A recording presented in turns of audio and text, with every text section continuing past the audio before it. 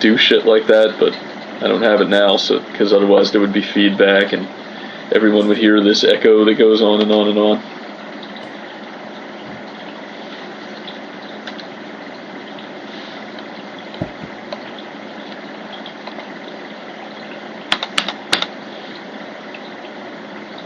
Oh, you're still on stereo mix? Cool. Yeah, man, I never would have figured out that trick by myself. That sound settings thing that you have to do in order to play movies on BlogTv. This is why I'm glad I have you, Llama.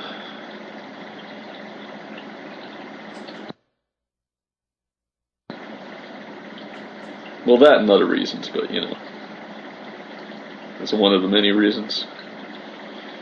My computer retardation. Yeah, sex. Well, you know. I was getting a lot of accusations of being gay for Llama during that tornado thing because I freaked out so much when I thought he was dead. I went to the Amazing Atheist show and like I was like, TJ, drop what you're doing and make a fucking announcement. I don't care what you're doing. Just fuck your fundraising. Just do a fucking announcement right now and say that anybody who knows where Llama or Carrie Ree are, that they have to fucking tell me right now. And then like TJ had like fucking 1,000 people in his room, so there was like one person that was in there that was like, oh well, dude, Llama just posted on Twitter like fucking 10 hours ago, so he's still alive. And I'm like, oh wow, Llama has Twitter. I didn't even know. What about me? You don't fucking live in Missouri, dude. Why would I be worried about you? You live in Missouri? I thought you lived in Montana. For real? Oh, well, I would have been worried about you if I knew you fucking lived there. I thought you lived in fucking Montana. I don't know. So you actually live near Joplin? Oh, you live in Iowa. Oh, okay. Hey, Carrie.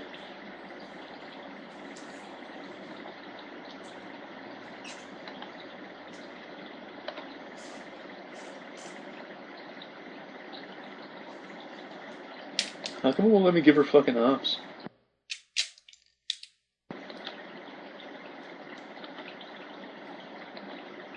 Oh, there we go. It's because everything takes fucking 10 hours tonight for some reason. Hey, the Prophet Muhammad, this guy's in here all the time. I had to make him an op. Bam! That's how I do it, by the way, if anyone's ever wondering, like, if I see you around a lot, eventually you become an operator.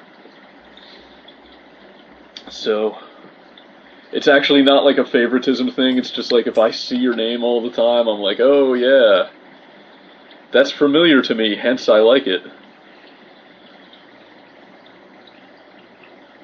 Yeah, and Failcard gets one because he's a pro.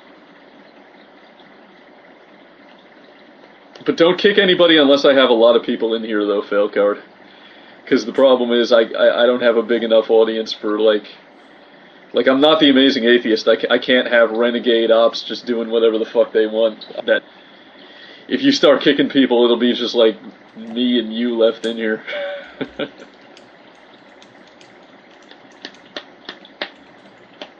Yeah, don't kick Susie Cuisinart, or however the fuck you say it. I'm not even trying to pronounce that fucking name.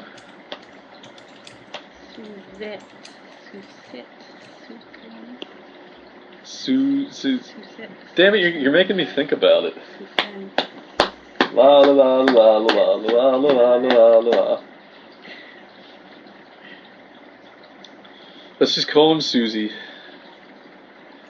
Bushido.net. I'm gonna check Bushido.net and see what this is all about.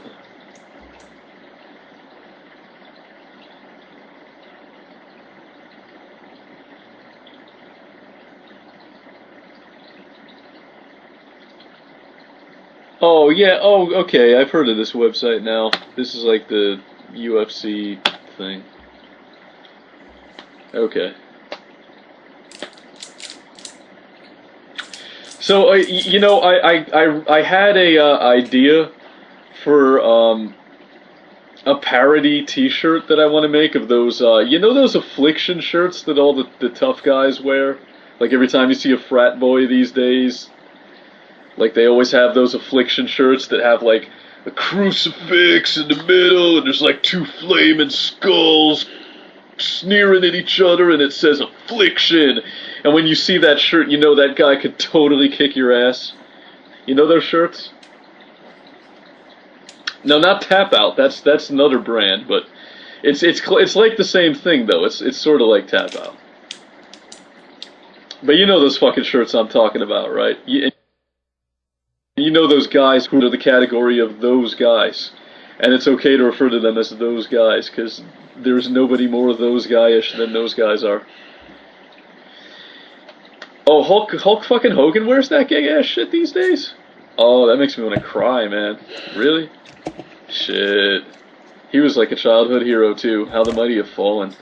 But anyway, I have an idea for a parody T-shirt that I want to make. Like, I don't know if I should tell you guys because someone else is going to get rich off my idea. But I don't even know how I would make this fucking shirt, because I would have to have a T-shirt company that, I mean, there's lots of T-shirt companies that'll let you print like a square on the shirt. Like you can take your picture and just like put it here. But there aren't any T-shirt custom companies that let you make designs that go all up the shoulder and like around the side and shit, and that's what it would have to be. So I need to find a T-shirt company that does that. But I want to make a parody of the affliction shirts, where it's like black and white, and it looks all like Photoshop, like tribal tattooish and shit. But it's like two Care Bears. And the two Care Bears are like making like lovey eyes at each other and like batting their eyelashes at each other, and it says affection across the top. I want to make that. And I want to make it look so real that like from a distance it looks like an affliction shirt. So like you see the guy walking down the street, you're like, whoa, that guy's some frat boy, he's gonna kick my ass. And then like you get close and it's like, hi, you know. I think that would be cool. I need to find a T-shirt company where I can print those. It just came to me one day. Cave bro, he's a bro that lives in caves. You have to see the picture of Cave bro. It won't fucking load. Until I see it, I'm picturing him as a Geico caveman. Oh, there's no picture. What about Zombicide? Zombicide? I don't think... Yeah. I didn't look to see if Zombicide has a picture, actually. He needs a picture. Oh, I don't know what that is, but it looks cool. Either. I guess it's a symbol for something that I don't know about. I just like the username. I want it. I can do it myself, Toady. I am a pretty good graphic artist, but I need a company that will print T-shirts. You need a screen printer. Yeah, I need a screen printer, but not just a screen printer that'll do screen printer. Like just a square on the chest. It has to go all up the shoulders, and it has to go all around the side like the real affliction shirts do, you know. And I don't know where I'm gonna find a printing company that does that. Are Failcard and Susie Cuisinart still fucking fighting? You guys are so cute. Are you guys boyfriend and girlfriend now? Oh, you're so adorable. You're so cute, you guys. Oh no, did you guys have a fight? Yeah, really, like the gayest thing is like you guys are fucking fighting about MMA sites and shit. Like don't be those guys. Come on. Don't fucking... I hate MMA. It's fake. Lol. I don't know. I don't think it's fake. I just think it's kind of gay. I mean, it's like Greco-Roman wrestling and shit. You know, like the only way that shit could be any gayer is if they were actually naked while they do it, like they used to do in the Greek days. They did it naked in the. The word gymnasium actually comes from like Greek root words that mean competing while naked. Why don't men do that anymore? Because life isn't your ultimate fantasy, you know? Because you'd be too happy if it was still like that. And like back in ancient Greece, there were like 2 forms of rules for the wrestling too. Eye gouging and no eye gouging. That was it. Bushido was actually cited about exposing bad martial arts schools and styles. Oh, really? That's cool. What do they say about Krav Maga?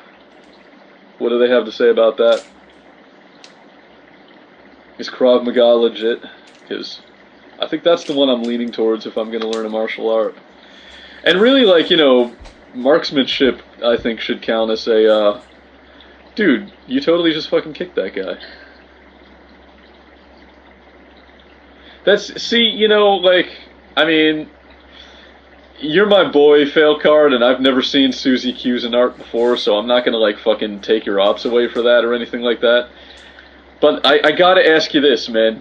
Isn't that, like, admitting that he fucking got under your skin, though?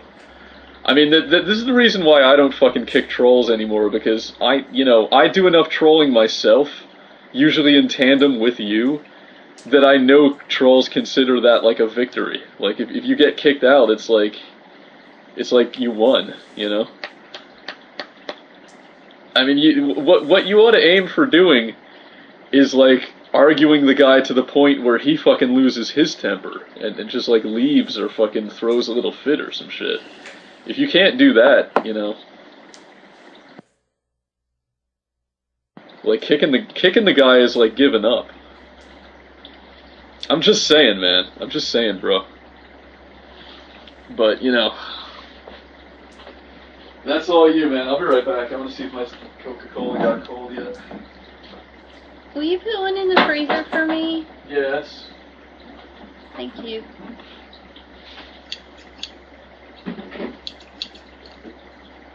Cool, it's cold. Cold, it's cool.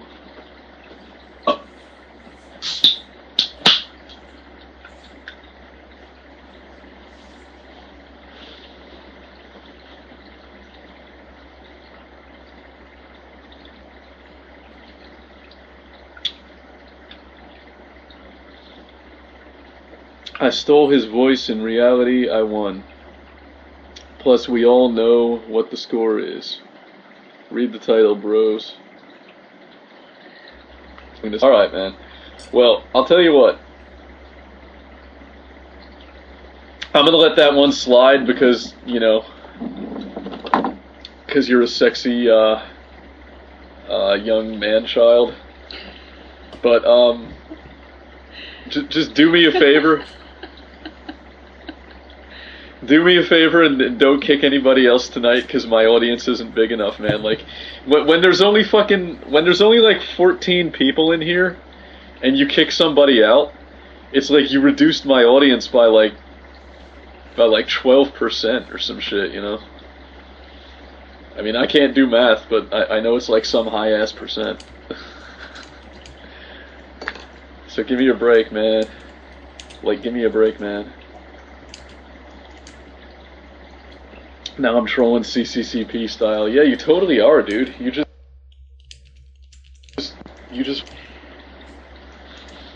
just sent his ass to the gulag.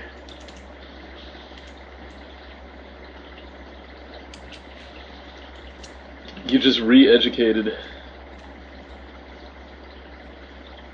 I really want a communist bass guitar. I found like this website called cheesyguitars.com that's all dedicated to like instruments that were made in the former Soviet Union. And I really want a Soviet bass. I want to learn to play a Soviet bass.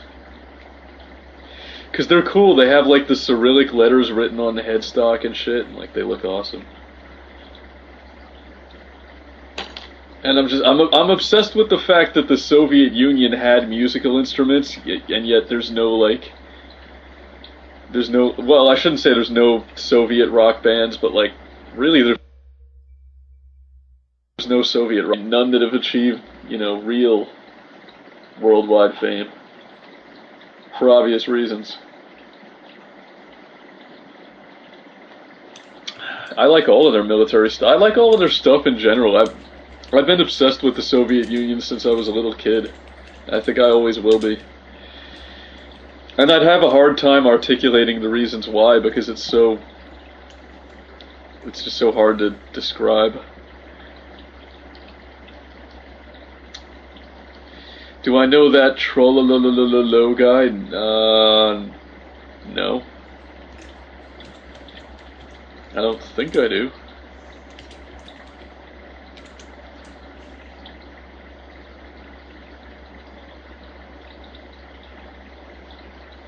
Communist roll? What the fuck? Am I missing something? What's Failcard laughing at? You don't know either?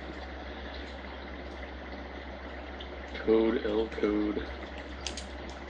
You were talking about the Soviet Union, and I was thinking about that Russian guy who does those videos where he shoots guns and blows stuff up. He's really funny. Oh, I like him. FPS Russia. Yeah. Yeah.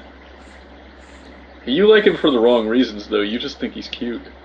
You Well, don't. that too, but no, he's got a sense of humor. You don't appreciate his guns and his humor. I do so. He's a professional Russian. Yeah, I like that guy. I'm a fan of his videos. Even though, I know he's got to be a total douchebag in real life, because anybody who can afford all that shit he fucking buys has to be a total asshole. Like, you don't get that rich without being a total cock. But I still like him because his videos are funny. And there's just something about seeing a guy who's essentially a fucking redneck with like a Russian accent. There's just something so funny about that. I mean, it'd be like a dude talking about NASCAR in a Russian accent. You know, it's just something you don't expect to see. It's such a non sequitur. He works at a gun shop. I don't know. Like if that guy's working at a fucking gun shop, then he must just be doing it for the love of guns, because that guy has got to be the richest motherfucker in the world. I mean, he owns all that he owns enough fucking land that he can blow up like piles of tannerite without having to worry about his neighbors getting pissed. And he fucking has like full auto fucking he's got like 2 A12s. He's got like not a fucking Ma Deuce, but something even bigger. He's got like some huge ass belt fed fucking tripod machine gun that I've never, I don't even know where the fuck he gets that shit. And it must cost, I mean, it literally must have cost him millions. KPV, whatever the fuck it was. 14.5 million, I don't know. It was big, man. The bullets for this thing made a 50 cal look small. They made 50 cal BMG look like 22s, and the thing was fucking huge. Pardon me. Whatever the fuck it was, I don't know what it was, but yeah. Like the point is, the guy's got a lot of money. Oh, you've got a picture here. Let me take a look. Yeah, I think that's what he had. That's huge. I don't know, because this thing has 4 barrels, and I think the thing he had only had 1. So I'm not sure, but he had something like this, and actually no, I don't think it was this, because this is Russian, and what he had was not Russian, I don't think.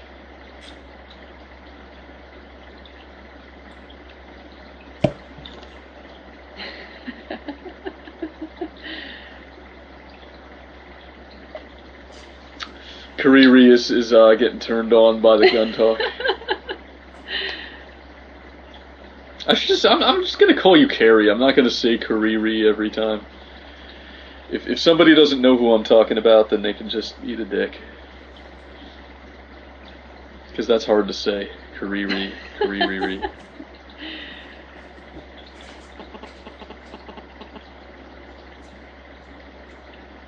He used this. Oh, you got the video on cue here? Yeah, this is what he had. This is what I was talking about.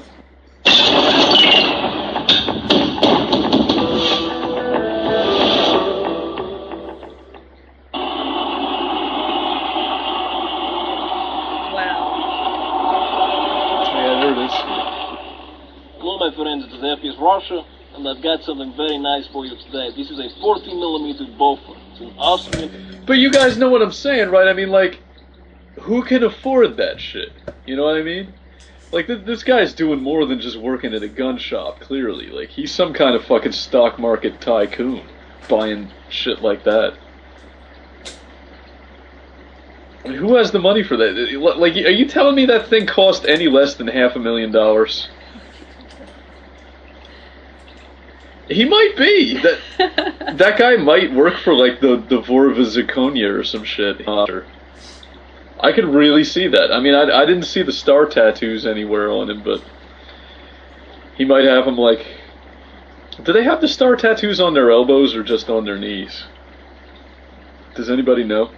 I don't know. Are there any Russian mafia experts in here? Because it would be cool if that's actually how he was paying his fucking bills.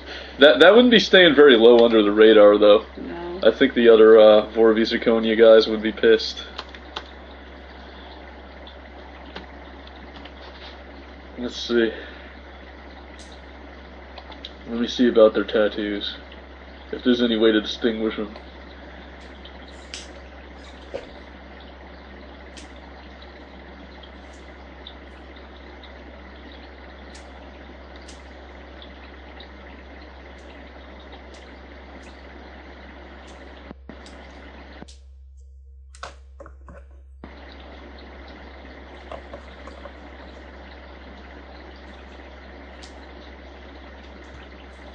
It doesn't say where.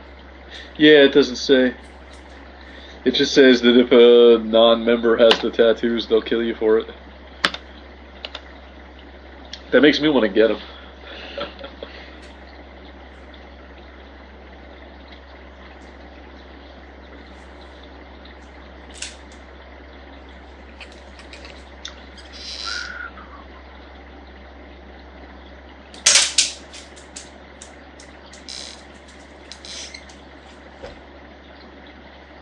Should we sit around all night and talk about how FPS Russia gets all his money? I really wonder, like, every time I watch that guy's videos, I think about that. Like, how does he buy this shit? That cook's probably cold. No, it's not. In 10 minutes. You would. 10 minutes. I don't think it's gonna be cold yet. You drink it if you want it cool. I'll wait. 5 more minutes. Has it really been 10 minutes since I put it in? It doesn't feel like it's been that long. Oh, I just have like an internal sense of how long it takes one of these to get cold, and I don't think it's going to be cold yet.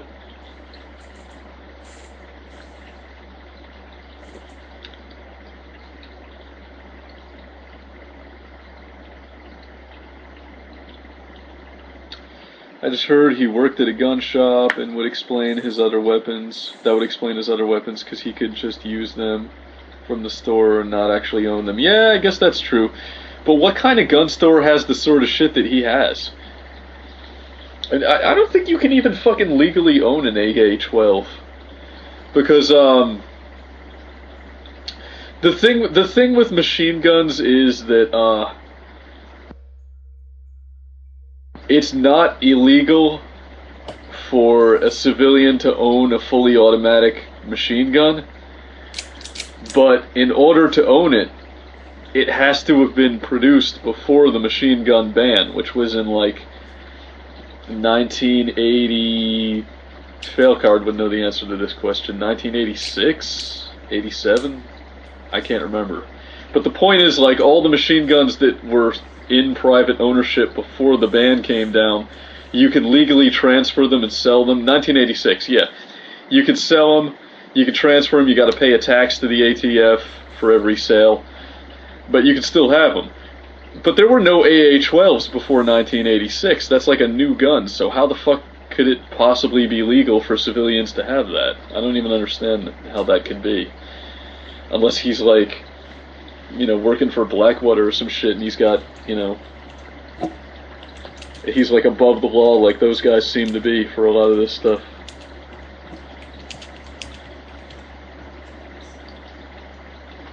Why are they so worried about full auto?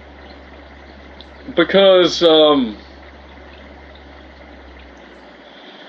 mean, I have a theory of why, but it would, you know, it would just be my answer, not the real answer. Yeah, well, exactly, Dada. It's for cover, which means, you know, when we can have semi-automatic weapons, you might get the occasional school shooting or something like that, but you're not going to get a major insurrection because in order to have squad fighting, you need automatic weapons. So that one guy can lay down the covering, suppressing fire, and like the other guys can fucking advance forward and shit like that. So by not allowing us to have full auto, they're just making sure that, like, knock the government or some shit. Like, you'll only have lone nuts to deal with that way.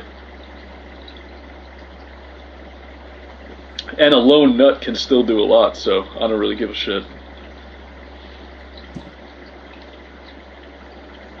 Terrorism is a very effective warfare tactic.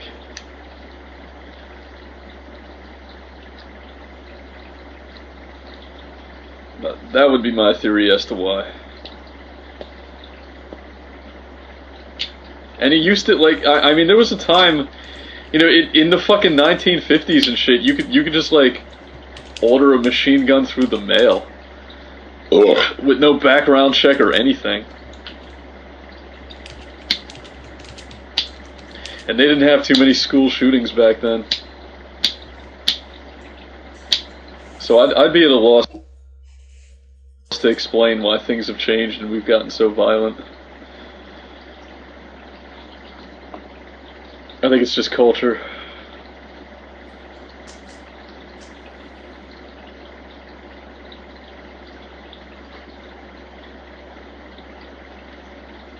My dad had this old ad about a mail order Thompson 1928 full auto. Yeah, man, there was a time when you could do that. You could just fucking order the shit in the mail.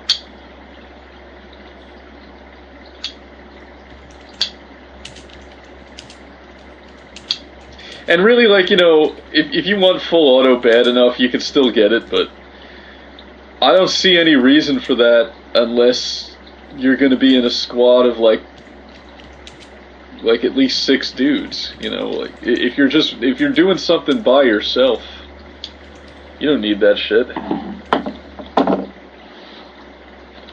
I'll just waste your ammo. Now it's probably cold.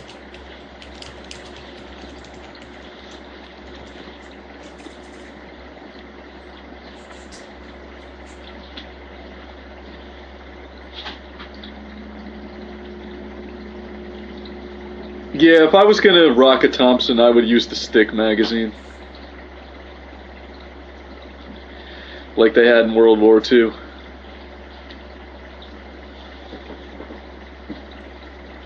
And you could carry a lot of stick mags.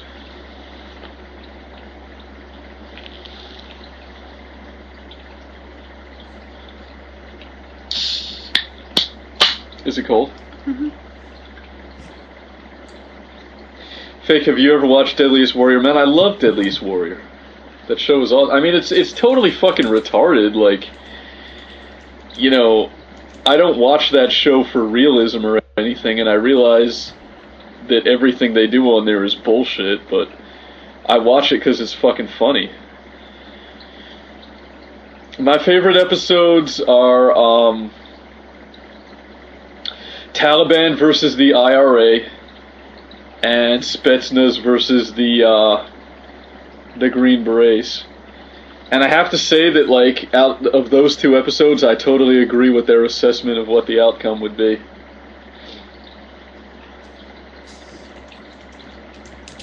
Yeah, I do agree with the outcome of Green Beret versus Spetsnaz. Dude, let me tell you something, man. And this is going to get Fail Card started, because he totally disagrees with me. The only reason that the U.S. kept the Soviet Union in check, as far as I'm concerned, is pure nuclear superiority. That's it. If it was conventional warfare, they would have cleaned our fucking clock. They had better hardware, better training, better everything. The only thing that we had that they didn't have was a whole lot of fucking nukes. But everybody kind of fucking knows that, right? I mean, just look at the space race, which wasn't really a race because we got left in the dust. And tell me that the fucking Soviets didn't have huge advances over us when it comes to technology. The USSR did not have more nukes. That's just flat out wrong, dude. Come on, man. The USSR did not have nuclear superiority, ever, during any point in the fucking Cold War. I mean, you know, if you're using some kind of technicality, like, they had a larger number of dinky nukes that didn't equal, you know, the megatonnage that we fucking had with fewer, more powerful nukes, then maybe you're right. But the US always fucking had nuclear superiority throughout the Cold War. And we still do. I'm sure they, well, yeah, but, you know, that's not the end-all be-all. We made it to the moon first, but Toady, who made this arbitrary decision that landing on the moon first was the finish line of the space race? Oh, right, the winners are the ones that decided that, right? Us. Who put the first man in space? The Soviets. Who put the first satellite in orbit? The Soviets. Who landed the first craft on another planet? The Soviets. Who fucking reached the moon's orbit first? The Soviets. Off all goddamn day. They beat us in every single fucking thing except one thing, landing on the moon. And we're the ones that, I mean, like, they sat here and fucking advanced humanity into space. And then the United States says, well, you know, sure, you did all that shit, but can you put somebody on the moon? We're gonna do it first. And yeah, we beat them first to that one fucking thing. And then we're like, oh, we win! You know, it's retarded. They totally fucking won the space race, in any real measure. And you know how they won the space race? By giving a shit about science. By caring about fucking space. The US wasn't interested in exploring space. That's what, I'm not saying they beat us because they did anything that we just couldn't have done, although that's possible. It's kind of open to conjecture, but, you know, the Soviet Union, for whatever reason, didn't, until we just got flat out embarrassed, and the whole world was saying, hey, if capitalism is so great, how come these guys are in space, and the capitalists are just sitting around holding their dicks? And it started getting embarrassing for the US, so we were like, oh, we better fucking beat these guys to the moon. And you notice we haven't done a goddamn thing since.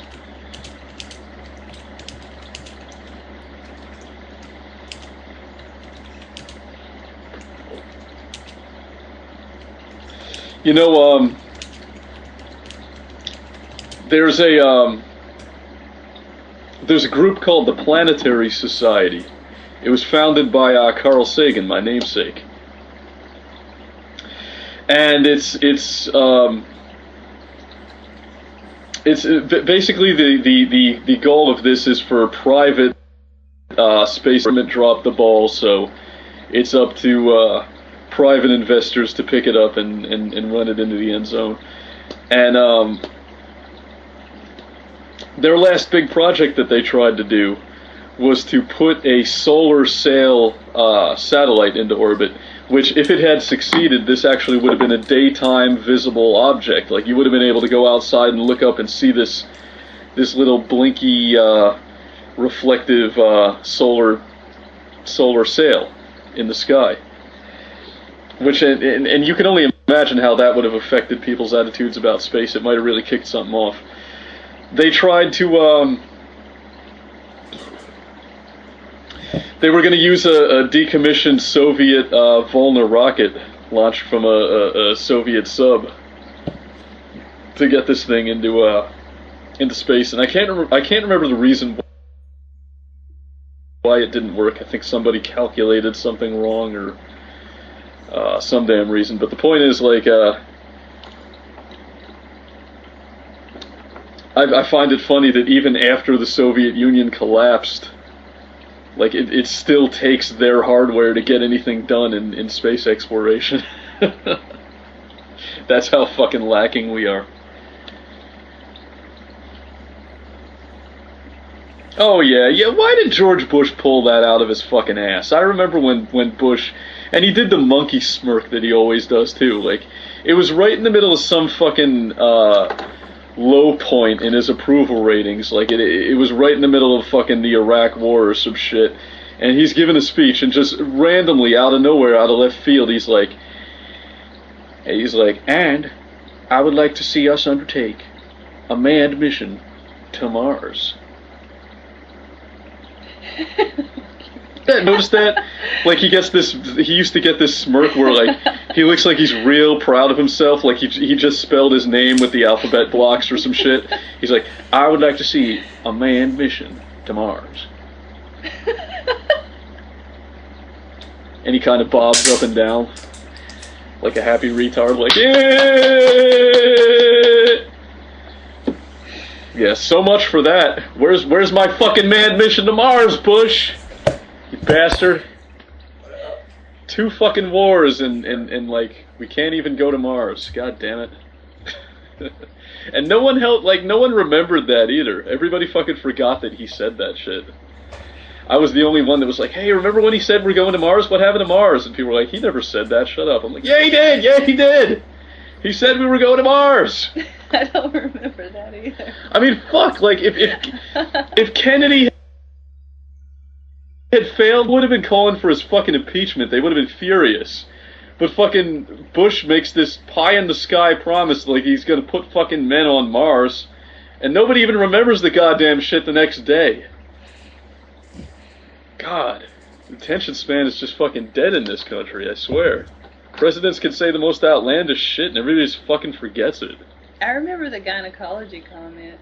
Yeah, I brought that up at the hospital when they were stitching me up, and that nurse, no, not the nurse, but when that doctor that was stitching me up was like, yeah, what we need is tort reform. That'll solve the healthcare crisis in this country. I was like, yeah, too many good docs going out of business, huh? Too many OBGYNs unable to practice their love with women, and she gave me this weird look like, she gave me this look like, what are you talking about? What are you smoking? I'm like, it's not me. What is George Bush smoking? You don't fucking remember that shit?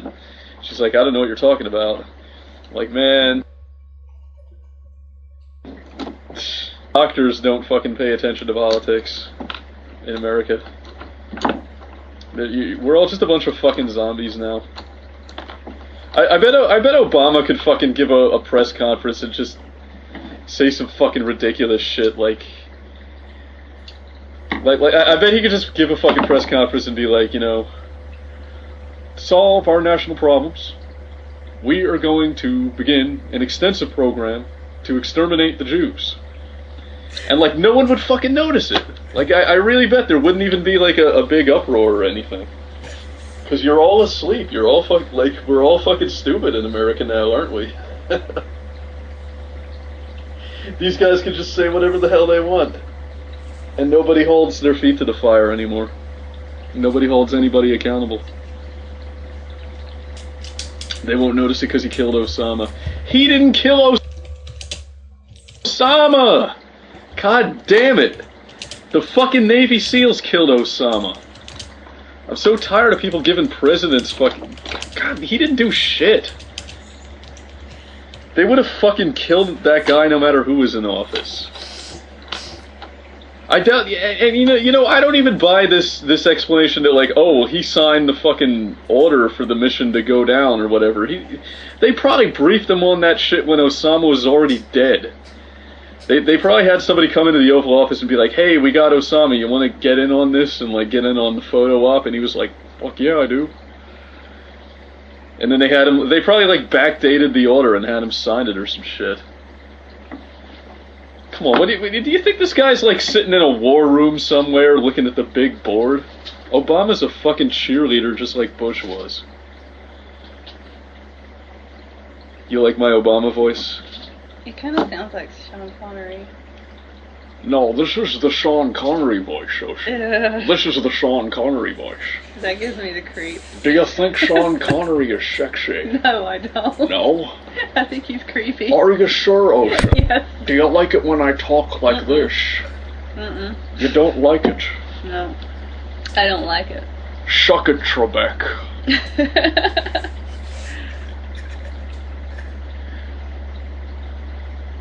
No, the key to doing the Obama voice is to make a lot of unnecessary pauses, and then when you do begin to speak again, you speak really fast.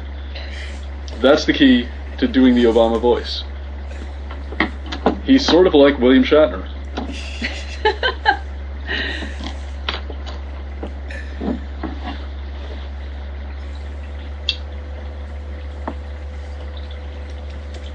And I noticed that he took the Clinton thumb in the thumb.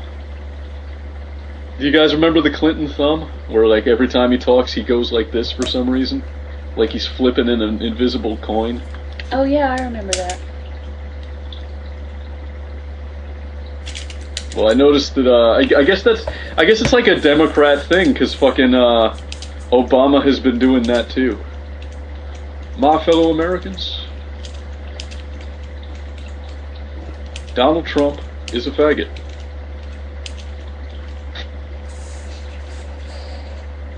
I did not have sexual relations with that woman.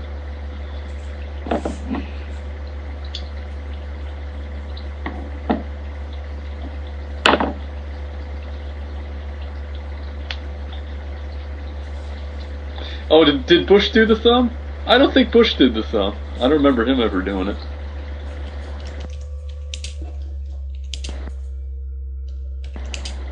He was a terrible fucking liar, man. That's what people hated him for. They didn't hate him for fucking interns, they hated him for being a bad liar.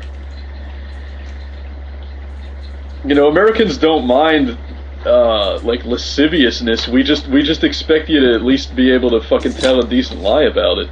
And if you're not a good liar, they figure you can't be good at anything else.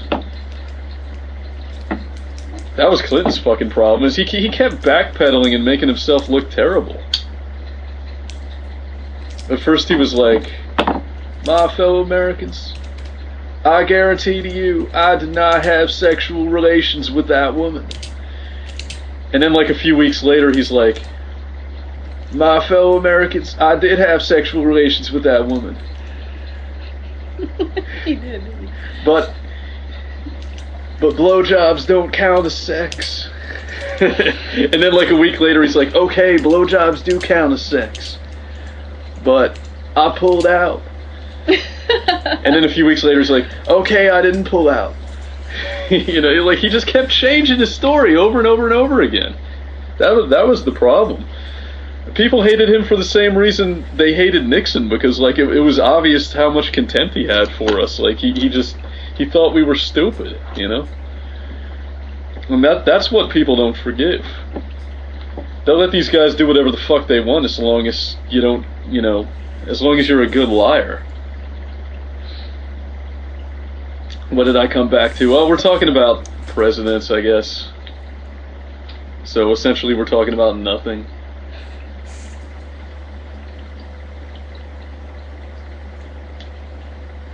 Are you a good liar, Carrie?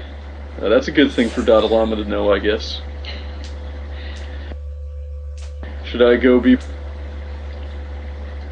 We've had the first black president, I guess the first female president is the next step. I'll be happy if it's you and not Hillary Clinton.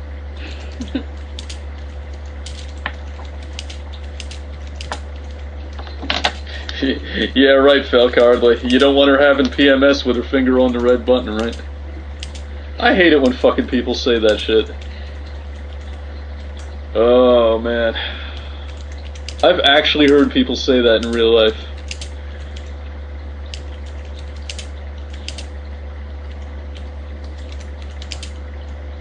Women should stay in the kitchen. I don't know about that. You know, if they're in the kitchen all the time, who'll make the babies?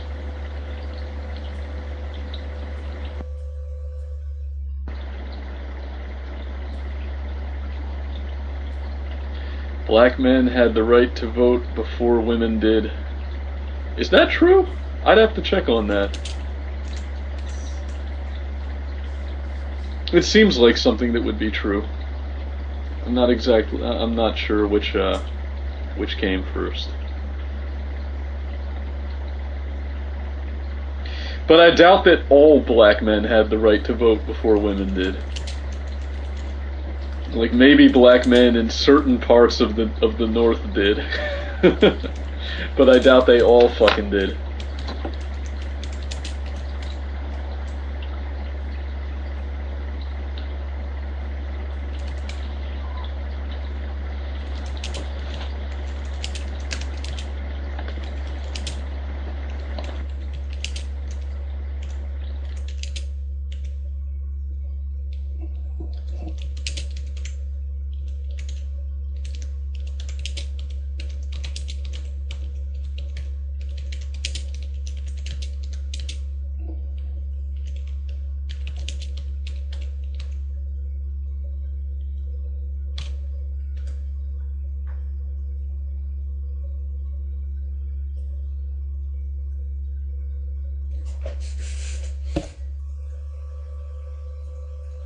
It was like this goth chick, and she actually put me on the big like wooden X thing that they have.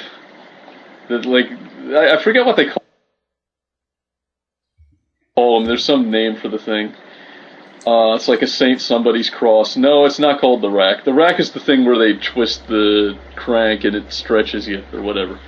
And I don't think there's any people in the S&M scene using that unless they're really hardcore. This thing was just like a big wooden X, and it had shackles on. And she like put me on the thing, and like she had the whips and stuff, and she was whipping me, and you know, I just felt really silly. Like I just felt embarrassed on this. Like, this is ridiculous. Like, we're fucking adults playing with toys. Like, why are we doing this? Like, how is this gonna make my penis in your vagina better? It seemed like the whole S&M thing just seems stupid to me. And S&M people, you know, whenever I tell them I'm not into it, they're like, oh, you can't handle it, a little too out there and wild for you, huh? You're a little bit square there, the fake Sagan. And I'm like, no, I'm not too square for it. You're not freaking me out. I just think it's fucking lame. I think it's stupid. I don't know why you guys play with toys. I mean, what's the appeal, you know? How come I can't just slap you with my hand? How come I can't just spank you manually? You know, what do we need? Really, like, what's all that riding crop shit about, you know?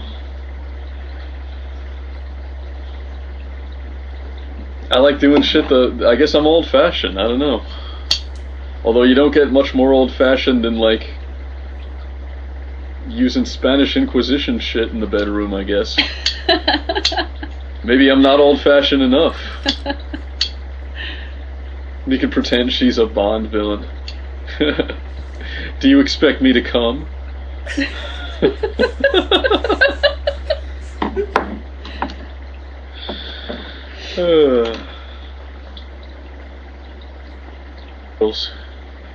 Man, it was a sad day for the goth scene when the emo thing started, and now that's like, there's like a slash and it's always like goth slash emo. I know. They are not the same thing, man. No. Emos are a different animal than goths. I mean, I don't want to defend the goth scene, and because then, you know, I mean, I don't really consider myself a goth, but I know goths. And I know that they would take offense to being called emos, because emos are fucking gay. And goths aren't quite as bad. I mean, goths are just, like, pretentious and kind of snooty, but emos are, like, they're a different animal. What is scene? I haven't even heard of scene. What's the difference between goths, emos, and scene? I guess S&M scene? I don't know. I'm old. I think they're talking about S&M. I can't keep up with the terminology. Scene as in they dress like them but act preppy. How do you act? Preppy. How do you act preppy? Well, no, I guess you can act preppy. I'm not sure I get it though. I don't think I want to meet one of these people that you're describing.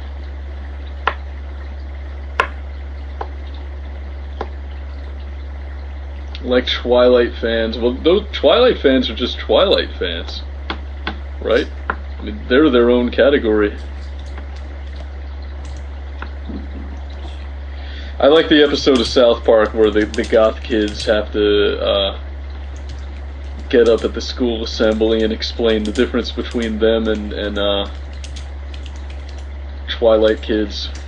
I do too. Twilight fans are Valley girls in goth makeup. Yeah. I like goth kids. That Twilight thing just... The Twilight phenomena made me feel old like nothing else does, because, you know, a lot of the shit that the kids are into these days, I might not be into it myself, and yet I'm able to understand it. Like, you know... Like, I would never listen to fucking a Nickelback album, but I can understand Nickelback. I understand why it's popular, even though I don't like it. But the Twilight thing, like, I just looked at that and I was like, what the fuck? Like, why is this popular? Who are the people that are fucking listening, like, watching this shit and going to these movies? Who are these people? I just felt so out of touch during Twilight. I was like, what the fuck? How can anyone fucking like this? I didn't get it at all. It just made me feel like an alien. Yeah, those are both good movies. I'll agree on both of those. I wish they would have chosen Lestat to make a movie out of, though, instead of Interview and Queen of the Damned. Yeah, they should have made The Vampire Lestat the movie. That was the best book out of all of those books. It had more action in it.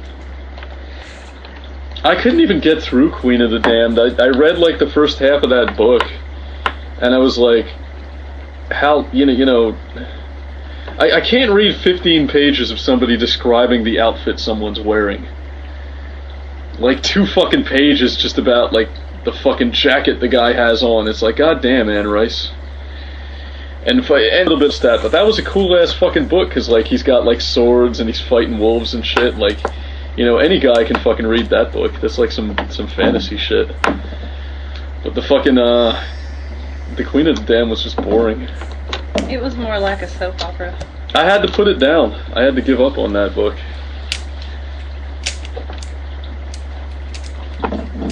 Oh, you read? I'd never read any Michael Crichton shit. I think that's just because he turns me off so much in interviews. So, I don't know. Why? Because he's an asshole. He's like this conservative douche.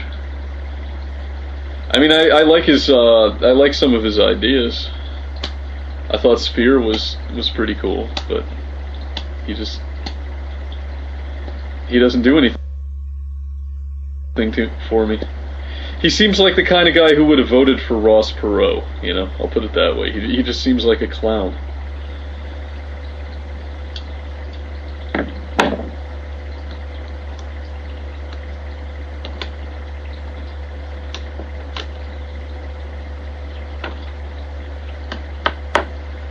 I'm glad you enjoyed that there, Carrie. I like to bring a smile to my audience.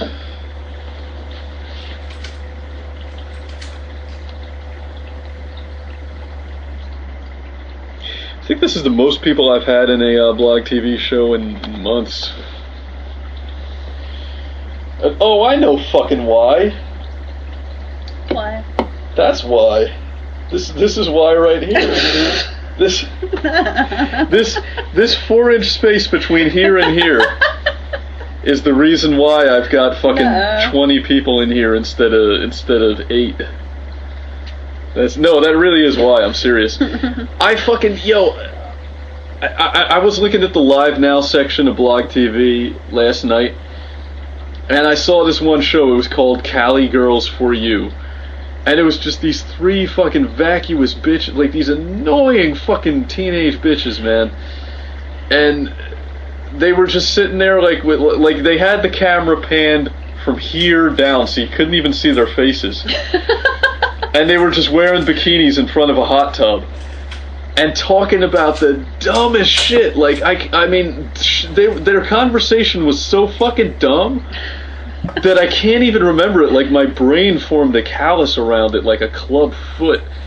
And, like, the view count, and I shit you not, the viewers here thing, like the view number at the bottom of the screen, viewers. Oh god. 2,600 viewers. That's crazy. It blows my mind that, like, if I could grow a fucking pair of tits, oh my god. It is just the power that tits have is incredible. It is mind-blowing, man. And I was one of them. Like, I was one of the like, that was the epiphany I had looking at that 2,600. I was like, wow, I am one of these 2,600 drones that just like pick up that pheromone from the queen bee and fucking go like, I was one of these retards. I was one of these 2,600 fucking dumbasses. Isn't it incredible? Isn't it amazing what tits can do? That shit just blows my mind, man. Yeah, that's what it's about. I'm sitting here looking at the 22 viewers I've got, like, wow, I must really be on tonight. Like, there goes the old fake Sagan charisma I had back in the YouTube days. I've got it back. You know, it's that right there. It's this space right here. That's what's getting me those extra numbers for tonight. Weren't you going to return? Yeah, I was going to return to YouTube, and I spent 2 hours of my time making and editing a video. Yeah, I challenged Straight Dope to a debate, actually. And I uploaded the video to YouTube, which took an hour and a half. I had to sit there for a fucking hour and a half while a 50 megabyte video uploads, because that's how fucking bad their software sucks. And then when I finally do, that stupid little gay-ass rectangle emoticon thing that makes the sideways backslash face, like, oh, comes up, and it says, your video has been rejected for being over the time length. We're sorry. Sorry about that. Sorry, bro. And it just reminded me instantly of all the reasons why I fucking didn't come back to YouTube. 'Cause, you know, they're condescending fucking corporate pricks. You know, YouTube is not doing content providers a favor by giving us a place to upload our fucking videos, and I wish people would get that idea through their heads. You know, they are not like these benevolent fucking guys that, you know, wow, isn't it nice of them to give us all a place to talk? No, like, the information age belongs to you. We're a goddamn favor letting them sell advertising on our fucking shit. So I'm not gonna be treated like a fucking peasant.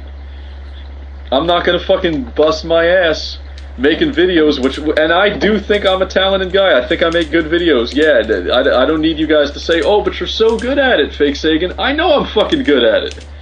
And that's why I'm not gonna let these pricks treat me like shit. You know, I'm not gonna fucking work hard and make fucking videos and have them fucking treat me like that. I mean, I'll chill here on BlogTv where they have some fucking respect for their members. I mean, I get away with so much on here. I can pull out my fucking nuts. I can fucking get drunk and wave guns around. I can do whatever the fuck I want here on BlogTV. And they don't ban me. They don't even fucking bat an eyelid. They don't even warn me about that shit. So why would I fucking return to YouTube if they're gonna treat me like an asshole, you know? I don't understand the appeal. Now, there is a lot to be said for pre-recording a video instead of just doing this live format, because I can actually plan out what I want to say, and I can go into more in-depth topics because I have the time to sit there and like kind of script it out in my head and do multiple takes if I have, you know, it has advantages to that format, but you know, fuck YouTube, man. Like, Google Gmail gives you, like, I don't know what it is, like 10 fucking gigabytes of space or some shit. They give you a lot of fucking room.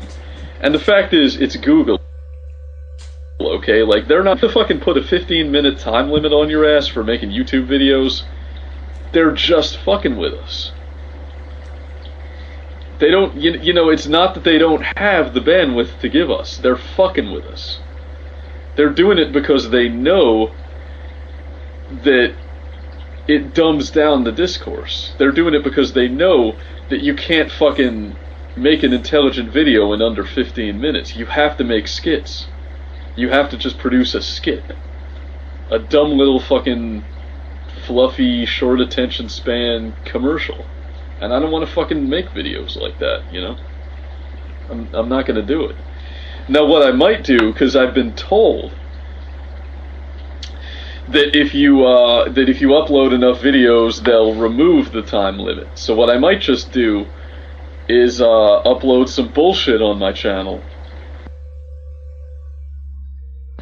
remove the time limit, and then make a comeback. But you know, like, it's the attitude that I really have a problem with. It's Google's fucking attitude. That their content providers are the ones doing them a favor. Or the other way around, that they're doing a favor for their content providers rather than the other way around. You know, YouTube is nothing without us. You know, you take away fucking YouTube and I'm still me. I mean, I haven't gone anywhere. I'm still fucking Fake Sagan without a YouTube account.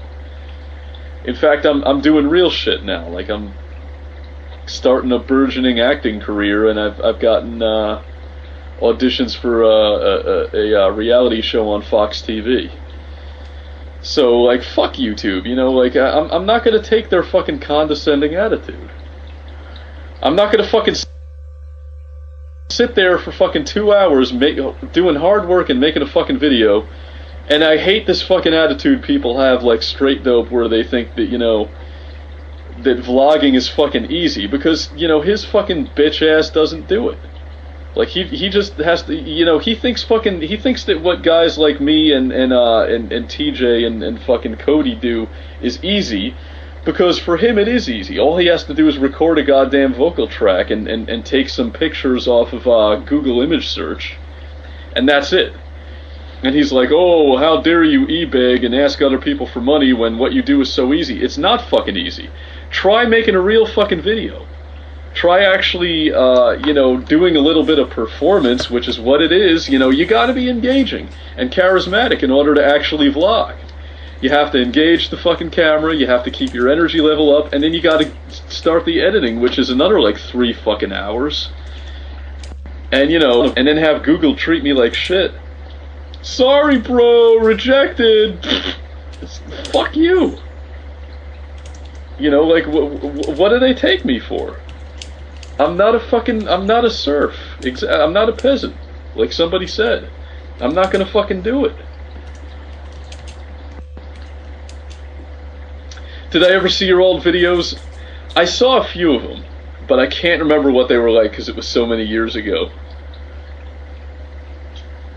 It's been too long, man.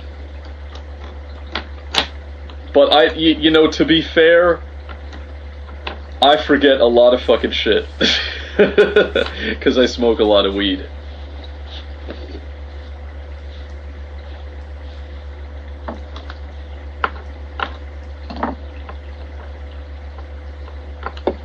I don't know, man. Like, I don't know how to respond much or not, because I just don't remember. I know I watched a few of them, but it was years. I mean, like, I haven't looked at people's YouTube videos since I was banned from YouTube, and I was banned from YouTube a year ago. And I know I was looking at your videos like a year before that, so I just don't remember them.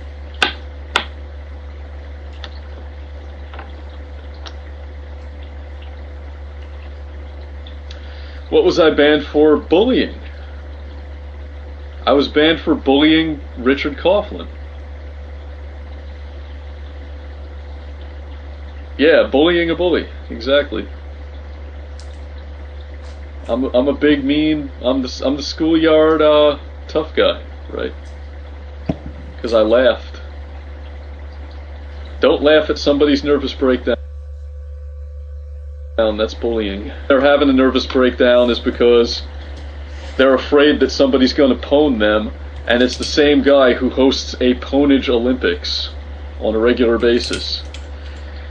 Did he really? Yeah, he really did. Why does nobody remember that? Yeah, he really did. I never watched him. He was kind of boring. Coughlin, well, I thought so, but other people disagree. Coughlin fucking hosted a Pwnage Olympics. And, the people that he was pwning were always, just people that dared to believe in God and fucking make videos about their faith and shit. It wouldn't always be the motherfuckers that were, starting shit with atheists. It wouldn't even be guys like Yoke Up and fucking Gear Up and why do their names always end with up, by the way? and guys like Jesus Freak. He would just find these random people. He would just find these random guys that happen to have a YouTube ministry where they talk about like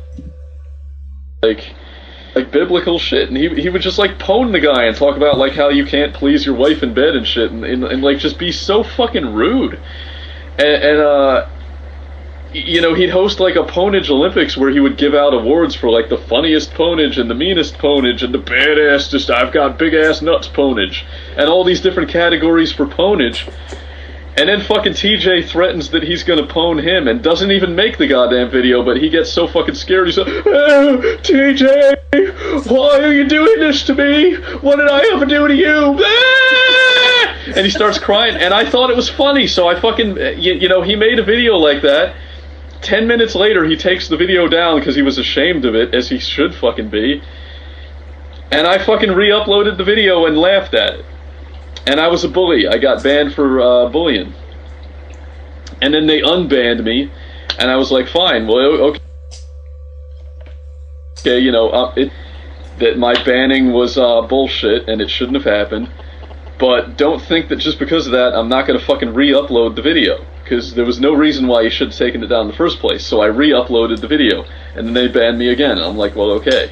Go ahead and ban me again, but, I'm not going to be the one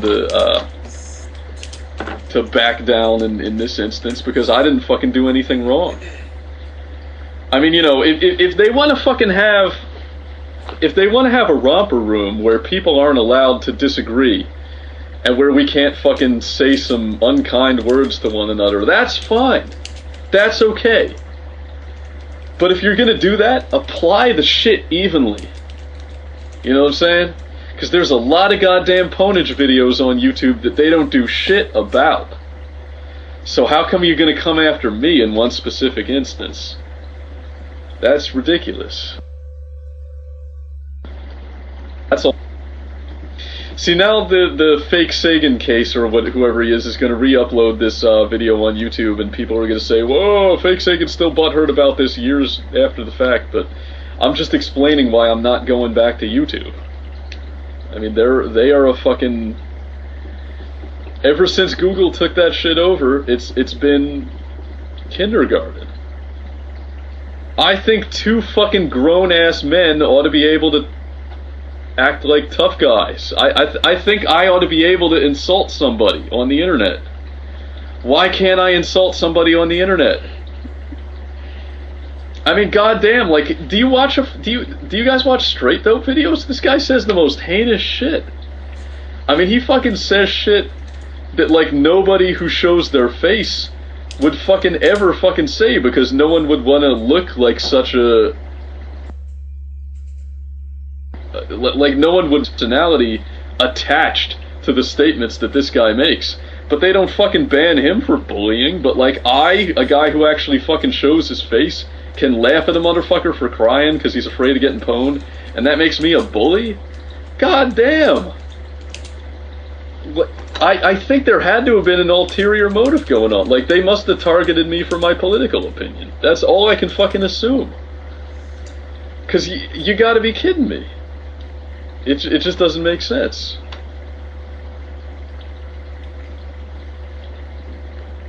Oh, Straight Dope is the biggest fucking pussy, man. All the fucking guys that don't show their faces are pussies. That's why I was gonna fucking challenge him to a debate on that very fact. But, my video was 18 minutes long, so it was, a little bit too long. And YouTube didn't take it. And that would have been a sweet-ass debate. Because I am not Brett Keane.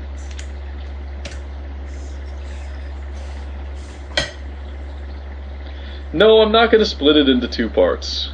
I'm just not gonna do it, Toady. I didn't like doing that back in the day. No, I don't want you to upload it for me. That's okay. I'm not gonna split shit into 2 parts. I'm not gonna upload it through some intermediary third party. I'm not gonna bend over backwards, because I shouldn't have to. I'm just gonna stay here on BlogTv where I actually have the freedom to express myself without having to jump through hoops. Because that's ridiculous.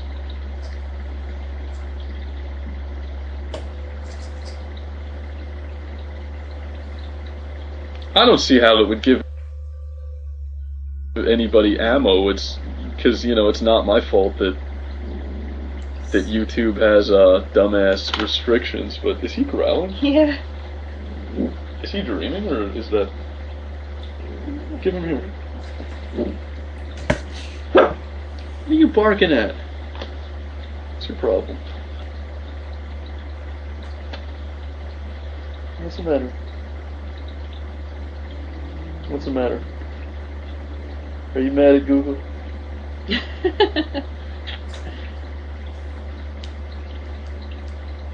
You calm down before you get knocked out.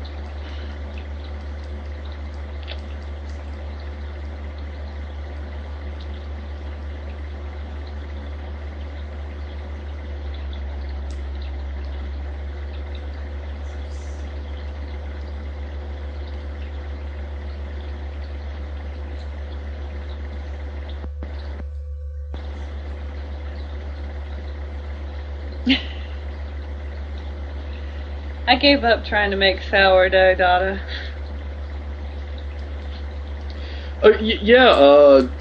Exiled regiment or whatever. Of course, Straight Dope isn't afraid of anybody, because why should he be? He doesn't have anything on the line. You know, nobody knows what he looks like, nobody knows how old he is, nobody knows what gender he is. I mean, you know, like, I mean, that's like, you know, that's like if there's 2 guys having a boxing match, and I'm hiding up in the rafters with a sniper rifle, like, and I kill one of them, you know? Am I the fiercest, toughest competitor? Like, yeah, I'm not afraid. Why should I be, right? I'm not even there. That's a cheap form of bravery, if you ask me.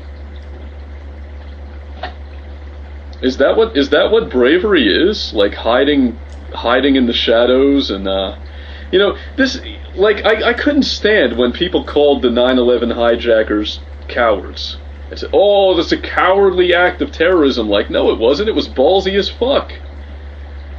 These guys fucking got on a plane with little tiny razor blades and took the shit over and like crashed the shit into a building with like a plane load of people trying to fucking stop them. I mean, that is like amazing fucking balls.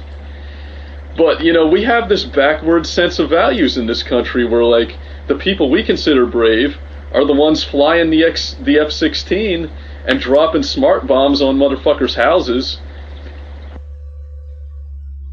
and creating heroes. Those are the brave guys, right? The brave men and women in uniform that never even show their faces to the people they kill, right? I don't understand the backwards system of values in this country when it comes to bravery and cowardice. You guys don't know what a fucking brave motherfucker is. And you don't know what a coward is.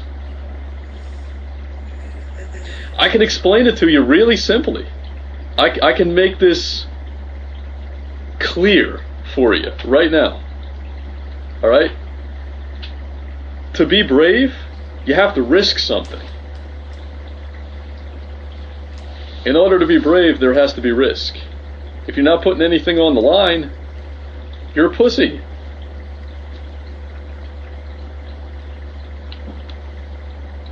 It really is that simple.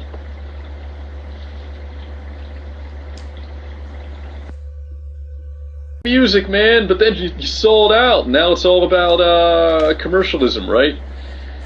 But Azranok was never like, you know, I don't remember him ever being like an anti-capitalist kind of guy. I don't remember him ever talking about like, you know, fighting the establishment and shit. So what's the, how can you sell out when you're not in to begin with? You know, there's nothing to sell. I don't get it. He is a pseudo-intellectual. He's a fucking clown. You know, I don't like Azranok. I just don't think he sold out. I don't understand how you can call him a sellout. You know, so the guy's fucking making money. Like, so what? You know, don't hate the player. Don't hate, participate.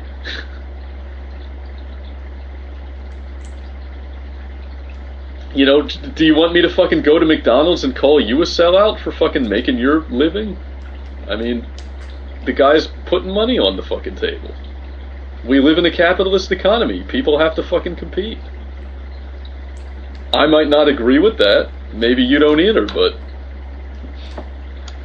don't hate on the motherfucker just because he's stacking paper.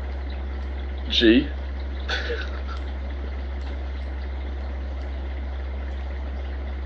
He walked out on a sub base? Okay. I'll have to take your word for it. I mean, I don't know what the new Azranok is about and how they're different, but you know, let me ask you this, Exiled. What are your creative endeavors? Do you write books? Do you draw pictures? Do you make music? Do you record videos of yourself and put them on the internet? Do you have a blog? Do you do anything besides talk shit?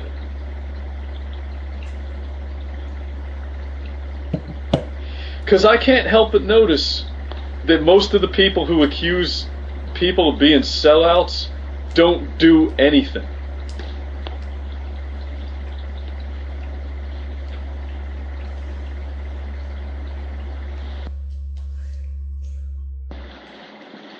I think they refer to that as haterism. I think you've had a tall glass of haterade, my friend.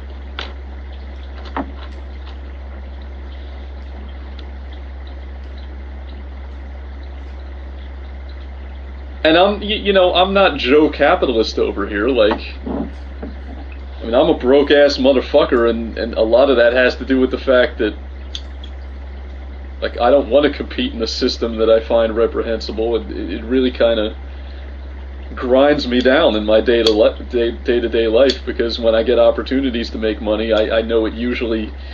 Capitalism is a zero-sum game. Like, in order for me to fucking get something, someone else has to go without. In order for me to make money, I have to take money away from somebody else, and I fucking hate that shit. But yet, at the same time, I didn't make the rules. You know, this was already a capitalist years before I was fucking born.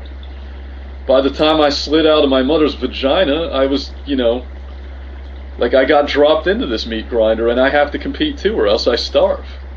You know, I have the freedom to fucking be a slave and make money, or I have the freedom to starve to death, right? Now, if Azranok wants to fucking, you know, sell iPhones on his videos, who are you to tell him that he's wrong for doing it? Who are you to tell him that he's a fucking sellout? Why is that selling out? Because I don't remember, you know, I've only watched a few of the guy's videos because he's boring and he's fucking annoying as hell and he's pretentious. And yes, I think he's a pseudo-intellectual to a high fucking degree.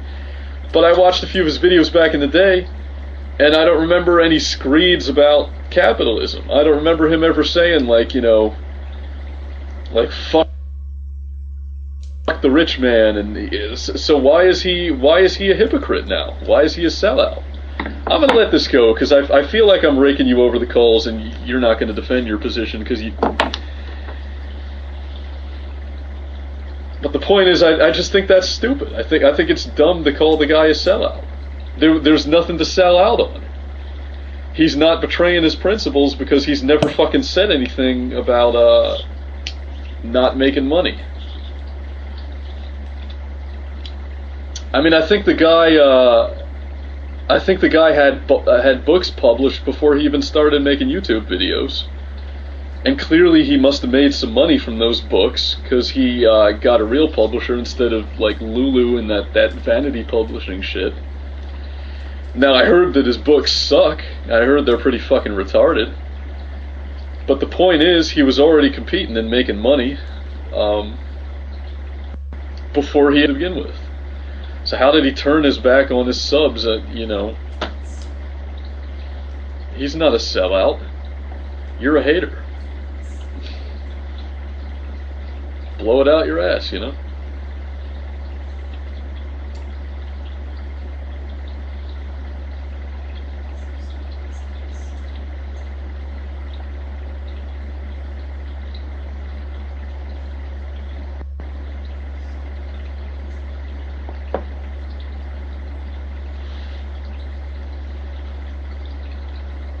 Anyway, I'm tired of this topic. So moving on to more pleasant things, anything else besides Azranok? Because that's going to put me to sleep. Did I see Thor? No, I didn't see Thor yet.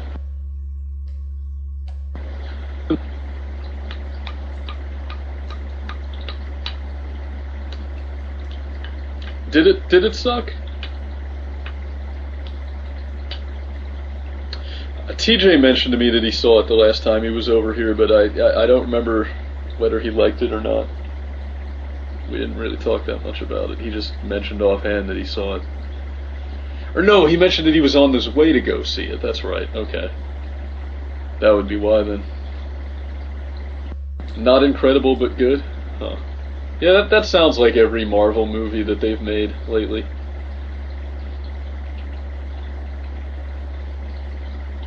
I guess, you know, I guess I'll see Thor if I'm around and it's on. I'm not going to go out of my way to see it.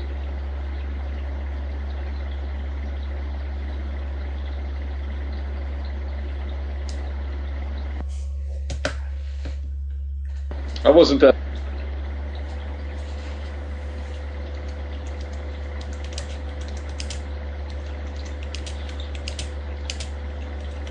Disney's The Incredibles? Yeah, I like The Incredibles.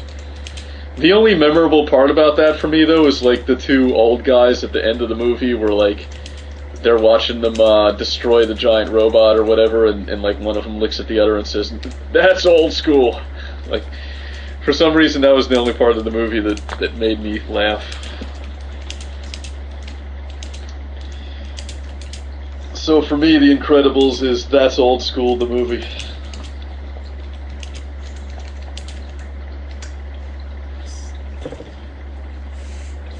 How could who not know what?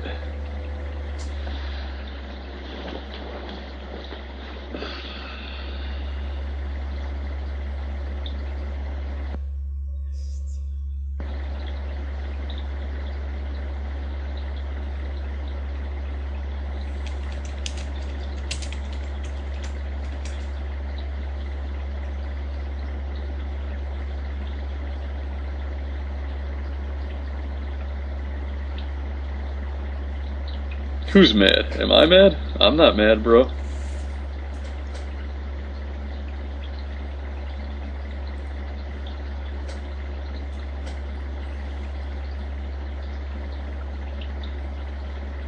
I liked Avatar. A lot of people didn't seem to.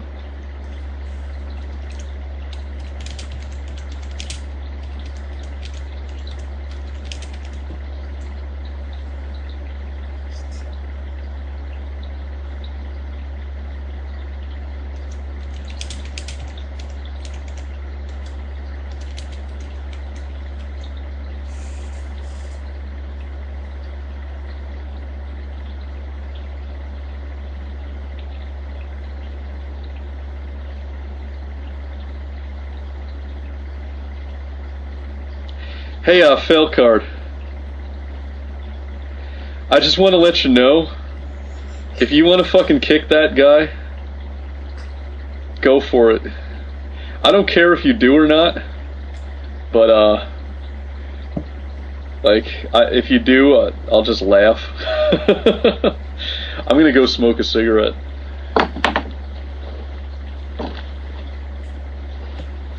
That's what happens when you shave your head, bro.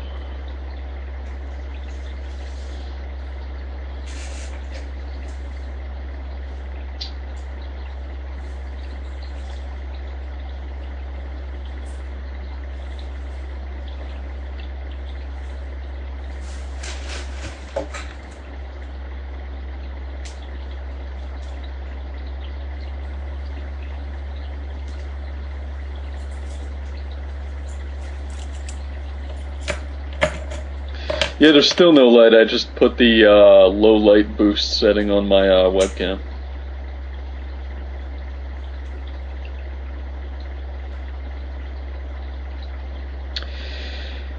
But you know, when you live in Louisiana, it's pretty nice to be bald.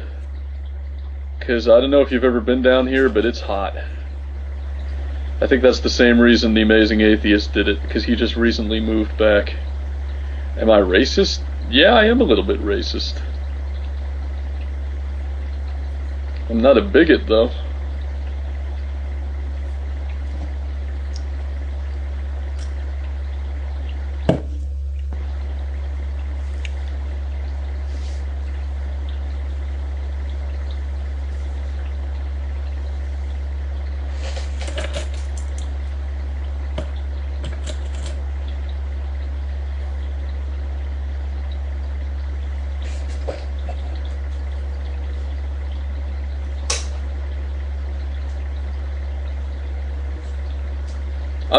I'm sorry I'm not talking much, guys. I'm just watching Fail Card and Exiled Regiment fight. This is my entertainment for the evening.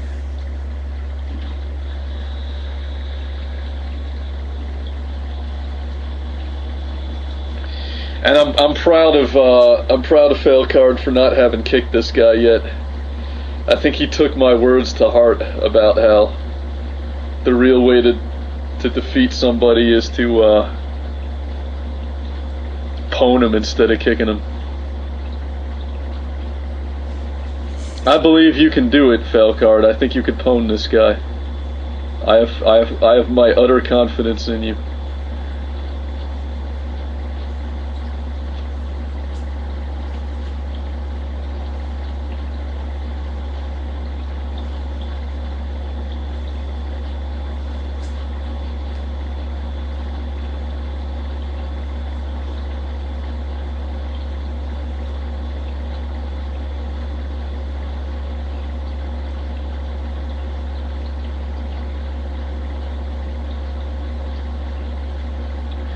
Man, look at this juggling bum.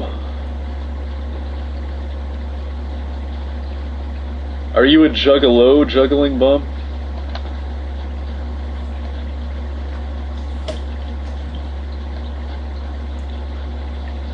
Nope, not a juggalo. Alright.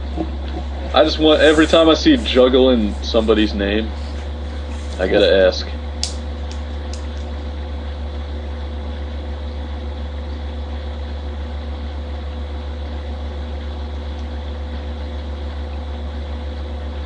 Oh, I'm a Juggaluggalocaro.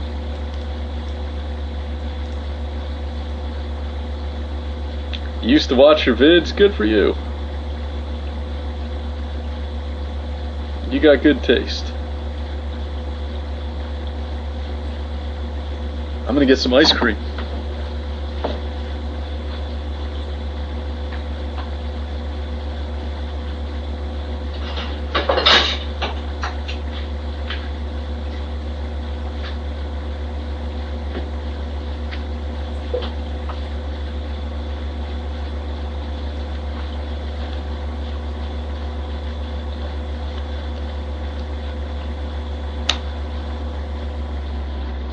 Oh yeah, bitches. Hate me.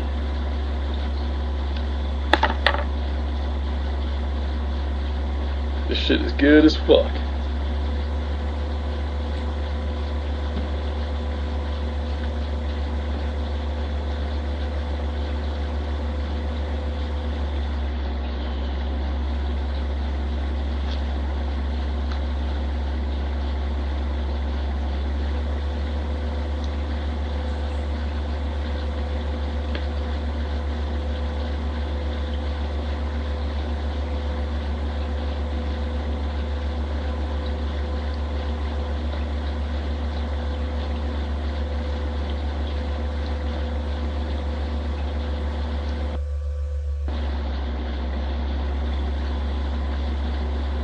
Maddest nigga in the room.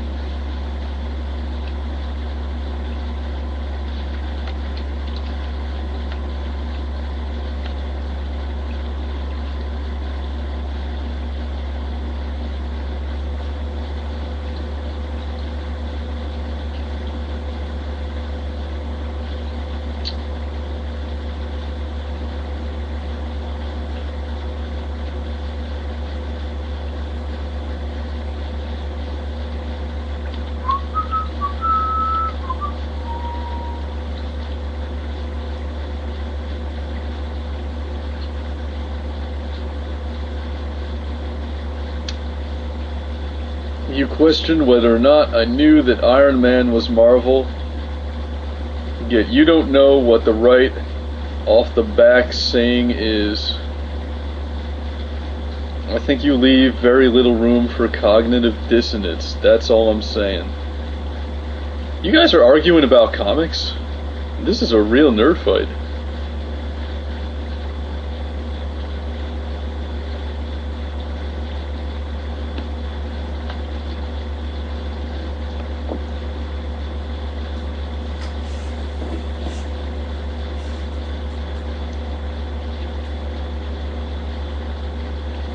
Your goal is then a bunch of bullshit opinions backed by absolutely no education required to make accurate profilings and assertions. And all you're doing is waiting for me to say something and then trying hard to pick apart what I'm saying. Because in real life, you're a loser, like I said earlier, who's scared shitless to walk in fear of being thought of as socially awkward. No, I know that's not true. So you wait for the right moment to say something cool or witty to appear cooler than you actually are. Then you're out of ammo, all you can do is troll, talk, not walk.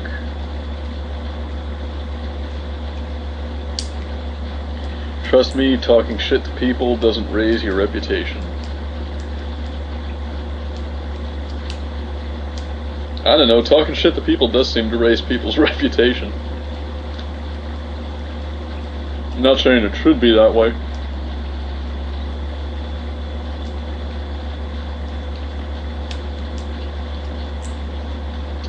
Do you want to see a Star Wars nerd beat up a crazy idol worshipper? No. Really lame.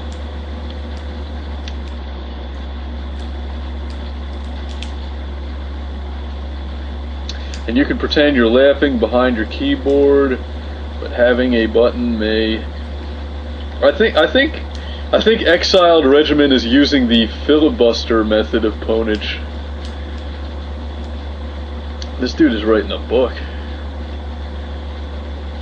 That's called being fake.llama. Oh, you're poning Doddle. I thought you were fighting with fucking Failcard. Now you're fucking with Doddle-llama?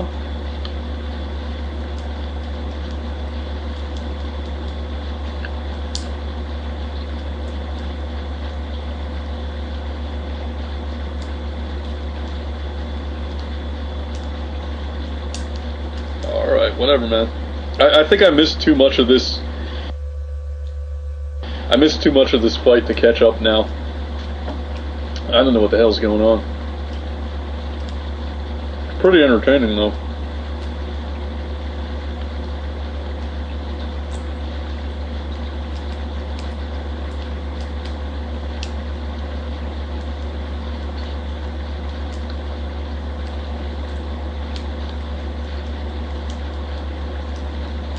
Yeah, let me see the big green booger.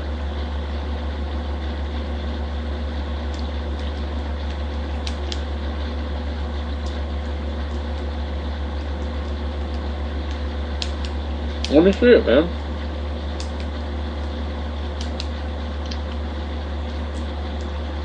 How about you let me see it? Let me see you feeding it to your dog. You want to go on co-host? Jimmy Legs?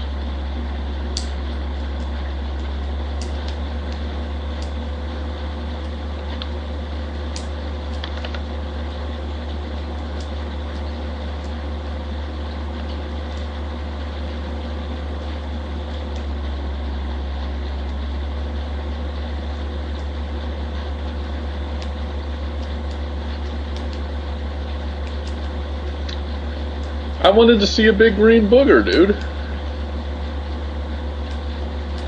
I should banhammer you for not fucking delivering that shit. Nah, that's all good.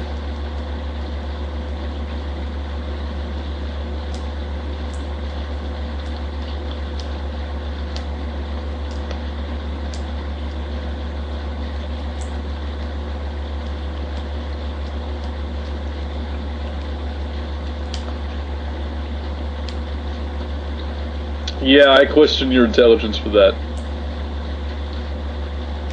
And to that I hold. I mean, you know, you're a little bit smarter than I thought you were. I'll admit that. But, I gotta question anybody's intelligence who believes in the 9/11 truth shit.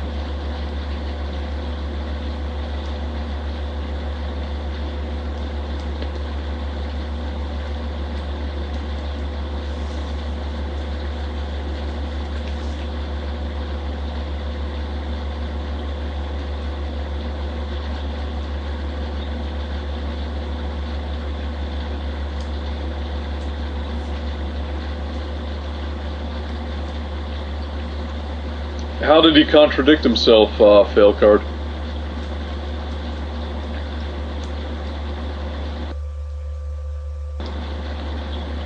Explain the...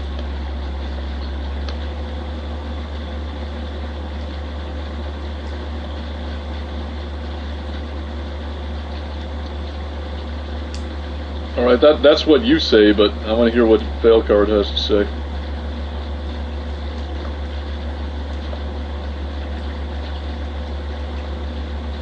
Oh.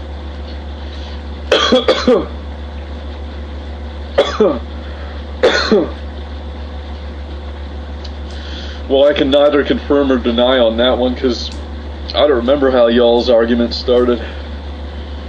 I think I missed the beginning of it.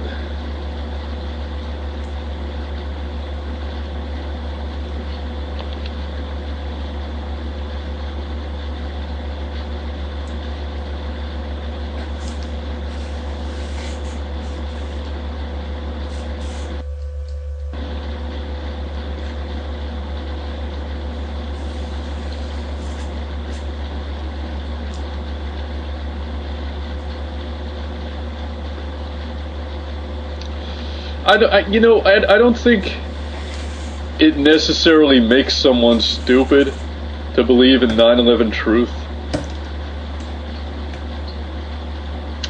Because intelligent people can believe all kinds of ridiculous fucking things. I think religion kind of proves that. But I think if you believe in 9/11 truth, it sort of calls your critical thinking skills and your reasoning into question. I'll put it that way.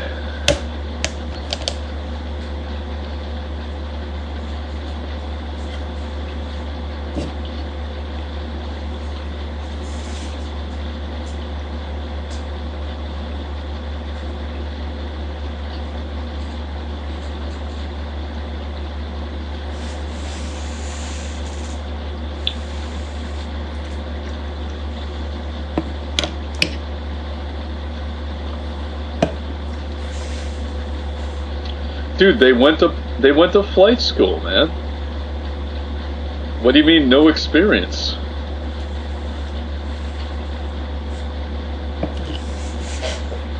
they got training to fly the planes.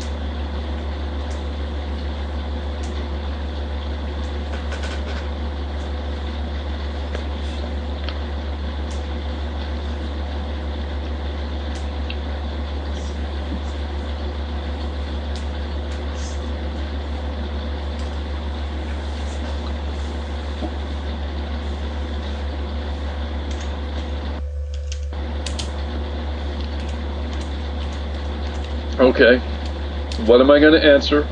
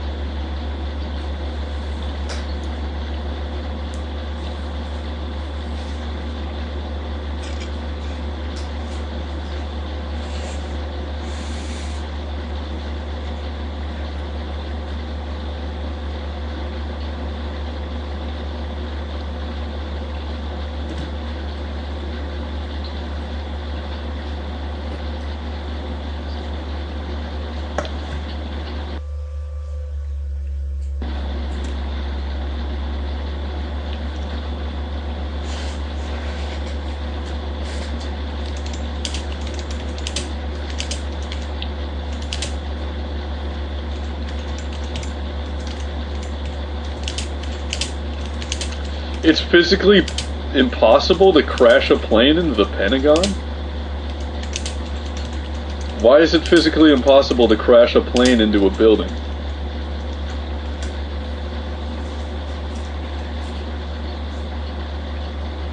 Well, what are you fucking saying? You're asking a stupid question. You're saying, how is it possible that this guy who happens to be a bad pilot flew a plane down into the Pentagon? So what if he's a fucking bad pilot? How good of a pilot do you have to be to hijack a plane and crash it into a fucking building?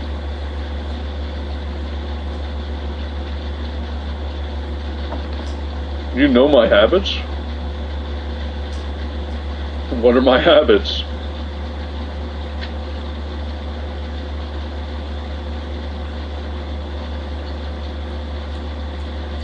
Okay.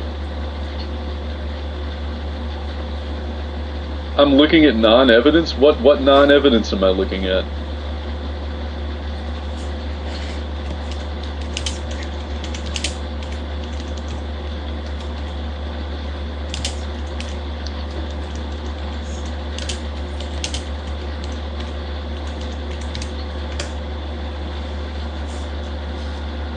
Do I know what the definition of non-evidence is? I guess that would be something which is considered evidence, but it doesn't actually prove what it's supposed to prove. If I had to guess. Like faulty evidence, flawed evidence. Am I right? That was just a shot in the dark, man. I've never actually heard the term non-evidence come up before.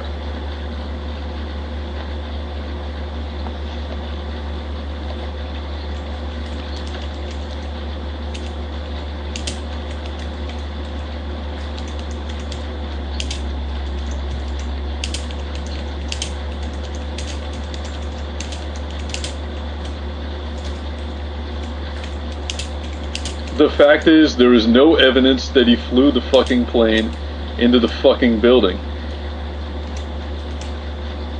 Well, doesn't the big gaping hole in the side of the Pentagon constitute a little bit of evidence that somebody flew a fucking plane into it?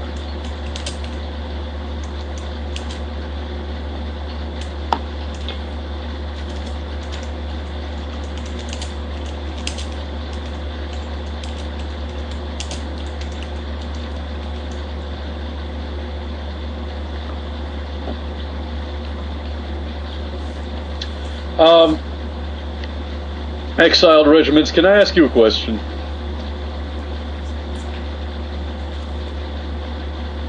No, I am a conspiracy nut job. You don't have to turn me into a conspiracy nut job because I already am. But I don't believe in this particular bullshit. In fact,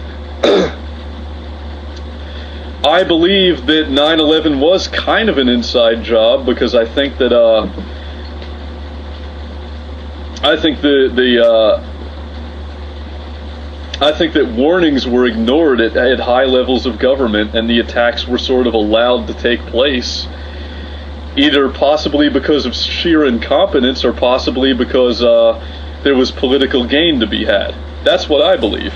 How motherfucking ever I believe that the attacks were carried out for the reasons that were given at face value by fucking pissed off Muslims, because that's the simplest explanation that fits the evidence we have, and Occam's razor, you know, it's the simplest explanation is probably the correct one, all things being equal.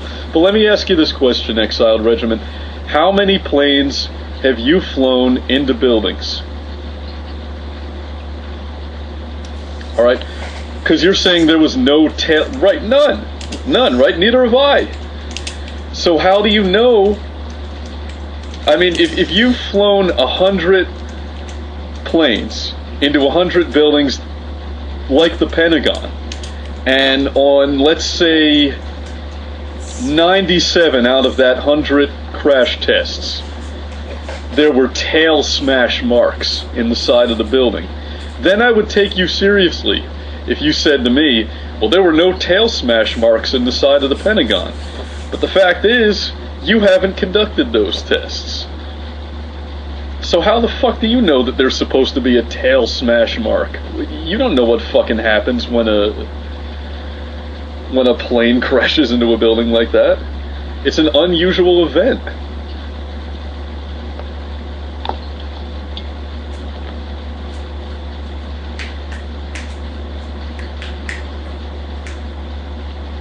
Yeah, I know Popular Science did tests. You know why?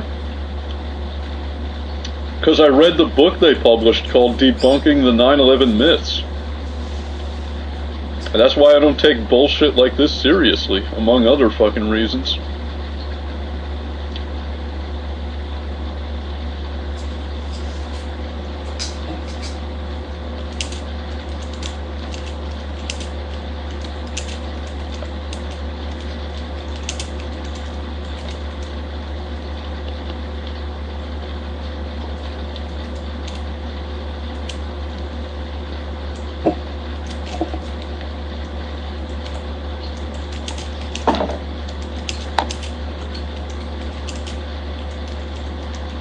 Yeah, he does. What do you type, Regiment? 80 words a minute? 90 words a minute? I'm just curious. I type 80 words a minute myself. I think I type pretty fast.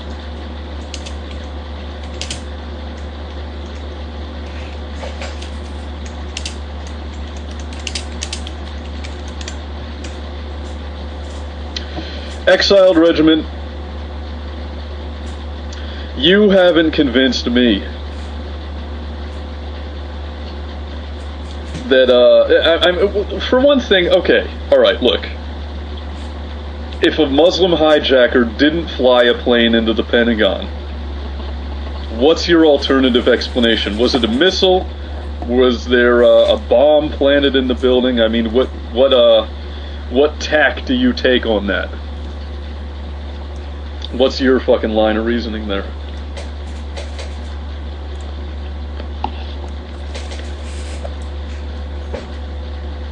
$60 words a minute? Oh, I think you're a little better than that, but alright. No, he didn't leave. So what happened to the Pentagon? What really happened?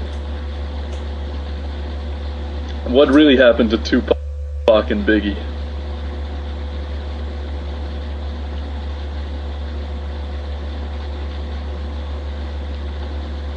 It was Photoshop.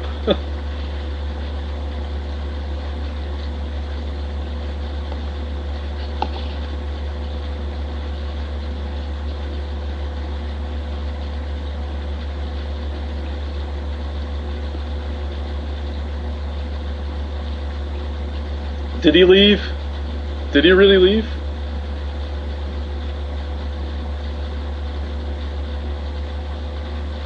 Holy shit, he did. Well, maybe he's having, you know, maybe he's having computer difficulties, or maybe, maybe the NSA, hacked into his computer and shut him too close to the truth.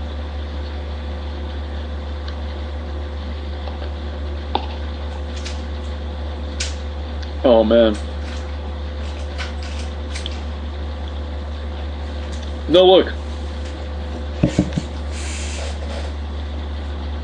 You know, for this guy to come in here and say to me, a guy who stockpiles ammunition and listens to Alex Jones on a shortwave radio, I've got like a 20-page article right here that I've been in the middle of reading about the software that the NSA uses to spy on citizens. I mean, I am a fucking conspiracy theorist. I am a conspiracy nut.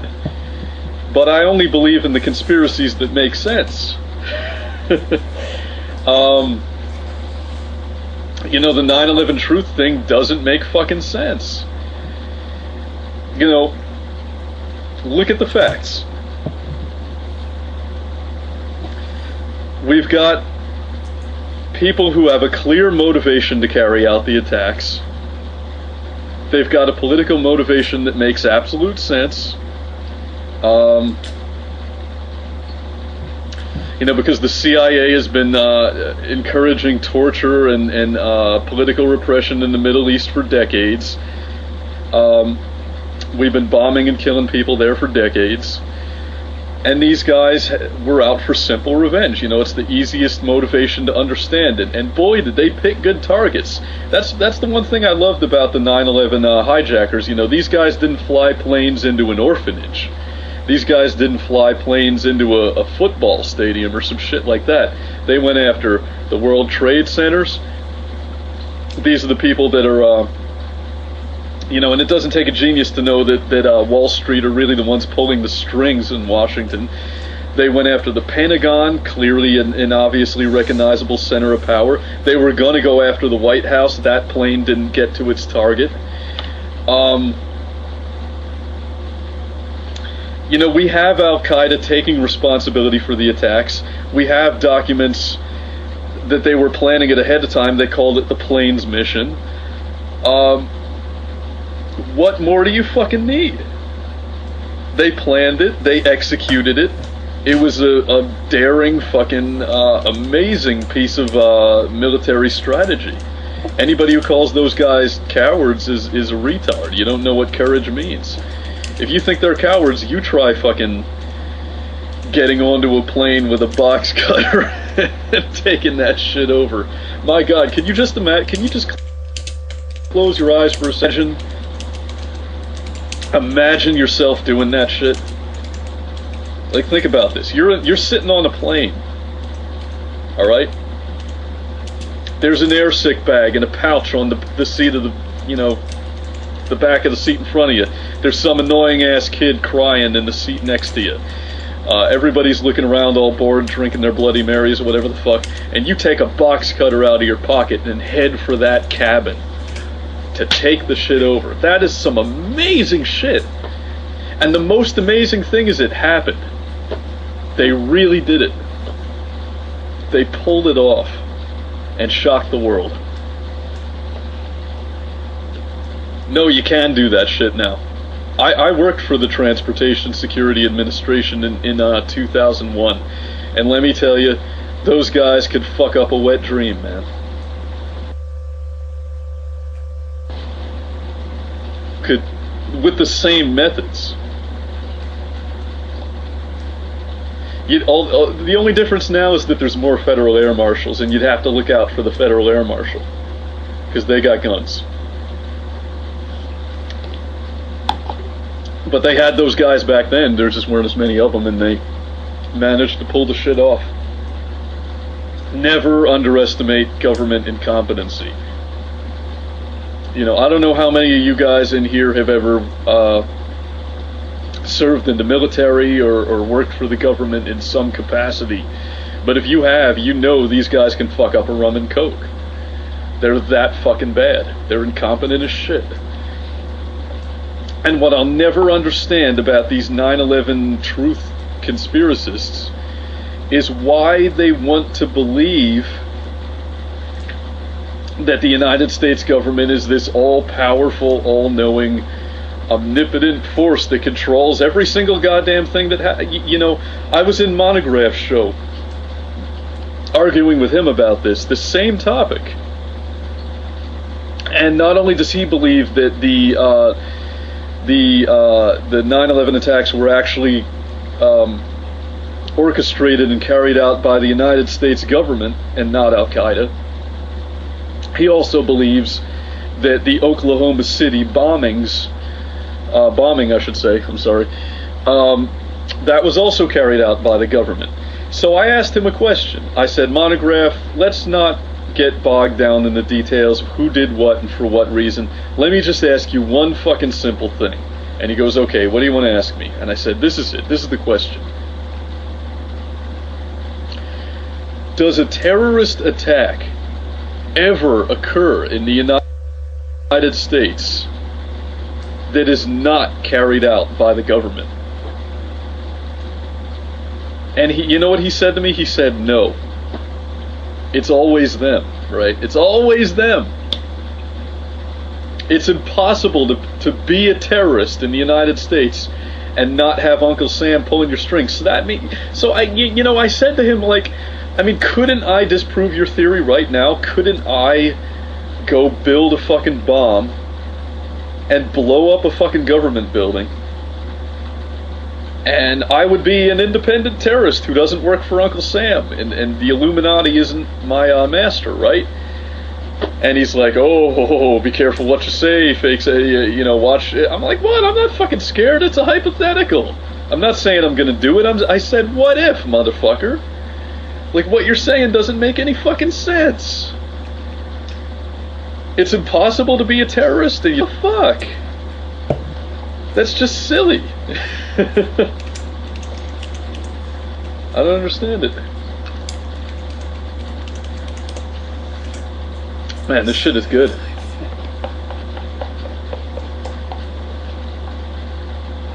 Oh, by the way, fail card, you're welcome.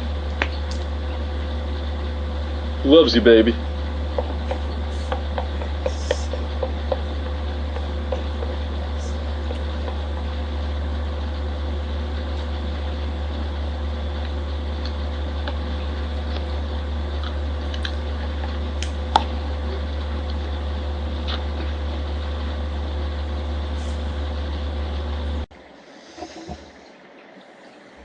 Because it's Wall Street that really directs our policy in the Middle East and elsewhere in the world.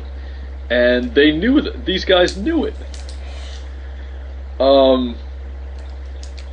You know, they directly targeted the people here in the U.S. that are filling body bags in their home countries.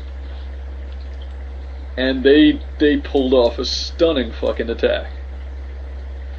And you gotta respect that shit. I mean, it's like, you know, if they are terrorists, then you gotta recognize that Luke Skywalker and his attack on the Death Star was a terrorist too. And I'm sure that's what Darth Vader would have said. You know, I'm sure Vader probably gave a speech after the Death Star was destroyed and said, you know, we will not stand for terrorism. I mean, it's all a matter of perspective who the bad guys are, isn't it? But something about me just wants to identify with the underdog. You know, when I see a mighty imperial power like the United States just abusing the fuck out of these backwater, ignorant, broke countries, and then 9 fucking guys with an incredible amount of skill and determination pull off a fucking attack that shocks the world. God, you gotta respect that. You gotta fucking respect that. Even if you don't agree with it. What's not true, Leglo? What's not true?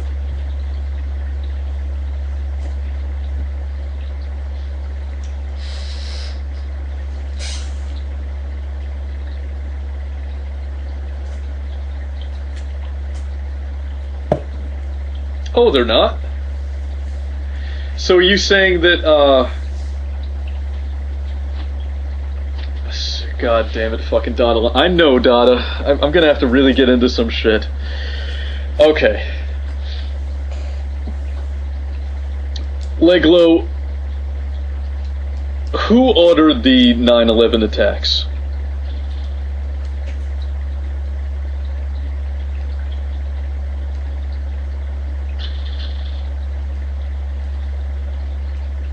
Simple question. Ordered the attacks on 9/11? Al-Qaeda, right. Who in particular in Al-Qaeda ordered the attacks? He just got killed, it was in the news. I know you got it.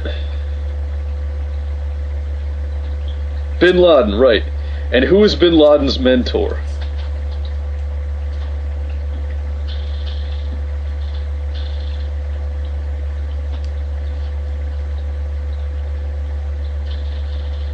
No, not Khalid Sheikh Mohammed. He was actually a lot lower on the chain.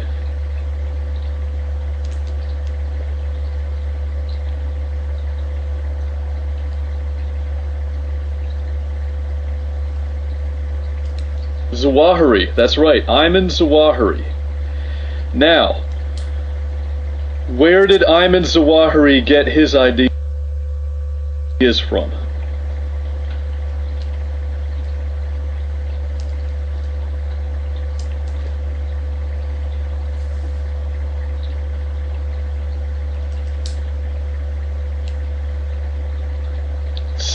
Sayyid Qutb, right. Sayyid Qutb wrote a book called In the Shade of Al-Quran, where he called for a vanguard party of true Muslims to,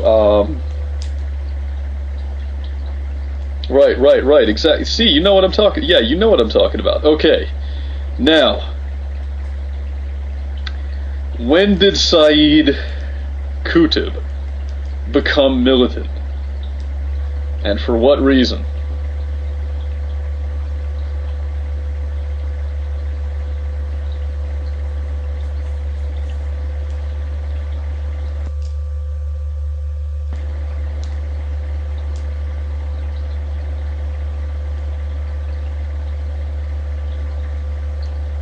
No, it was after the 1967 war. It was because President Sadat, who was friendly to U.S. economic interests in Egypt and friendly with U.S. banks, wanted to suppress leftist elements within his country, so the CIA came down and trained Sadat's men to torture. And they took Sayyid Qutb and they put him in jail and they covered him in fucking, they covered him in fat and released wild dogs and had him, you know, brutalized and beaten. And that's when he wrote the book that inspired, so that's when this whole fucking, you can trace all of this back to the CIA. Every last bit of it. Without the CIA, there would be no Al-Qaeda. We never would have heard of Al-Qaeda. It's the same kind of shit they pulled in South America, only they pulled it with some badass motherfuckers who really weren't going to take it lying down. And you know, we have gotten a bit of backlash from South America too, because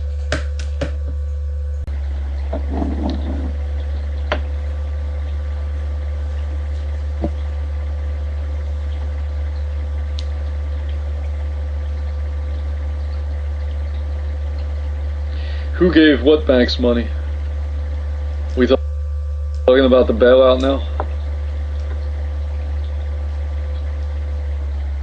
Oh yeah. Oh god. I don't even get me started on that. You were. We all were.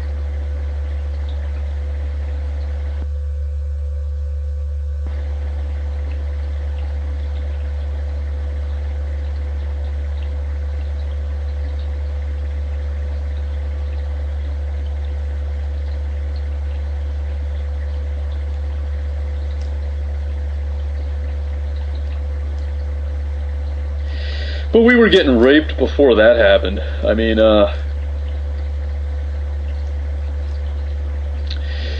you know, when the banks infiltrate Washington and use their influence to get a bailout passed, so that federal money, which is your tax dollars, goes to them.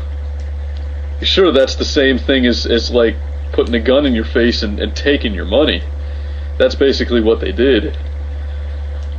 But you were getting raped long before that because you pay a disproportionate tax burden compared to the rich.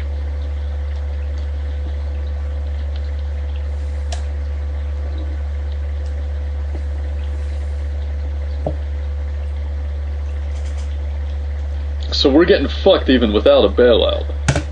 That's the point I'm trying to make. You know, the bailout is like a very conspicuous example of how we get fucked. That's how they fucked up, really, is by making it obvious in the example of the bailout. It was something so simple that anyone could look at it and go, something ain't right here, they're taking our money. And it was this real straightforward theft. They just said, hey, they just lifted us up and shook us and took the fucking money. But you know, look at the tax code sometime and you'll get even more pissed than about the bailout. I mean, that's just one small example.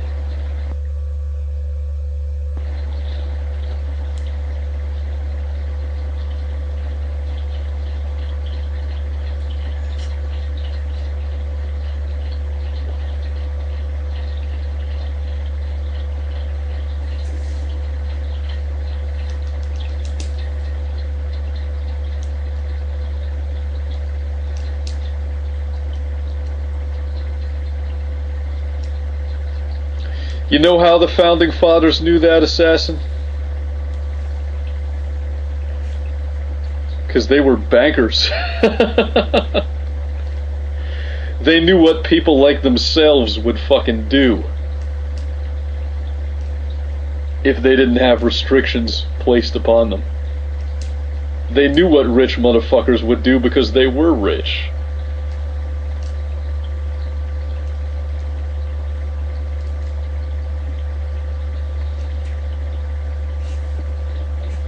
How much could you get for a kidney on the black market? A lot. There's a lot of that going on in India right now. Organ trade. And every time some fountainhead reading capitalist dippity-doo libertarian motherfucker says, I think people ought to have the right to sell their organs, I want to sell their fucking organs. God, that shit pisses me the fuck off.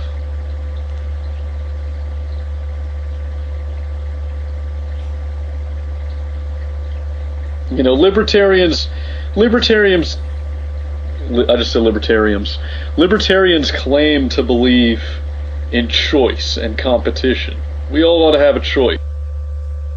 We all ought to, but you know, if we should all be free, then why can't I print my own money? Why can't I start the bank of fake Sagan? And if nobody wants to accept my tender, then that's fine. If I take my fake Sagan dollars and bring them to Walmart and they say, nope, we don't accept these, sorry, that's okay. But shouldn't I have the freedom to do that? Like, what if I can get people to start accepting my currency? Where's the freedom to do that?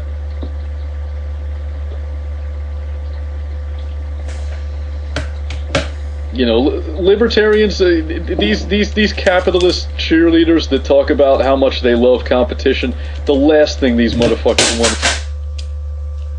is competition, real competition.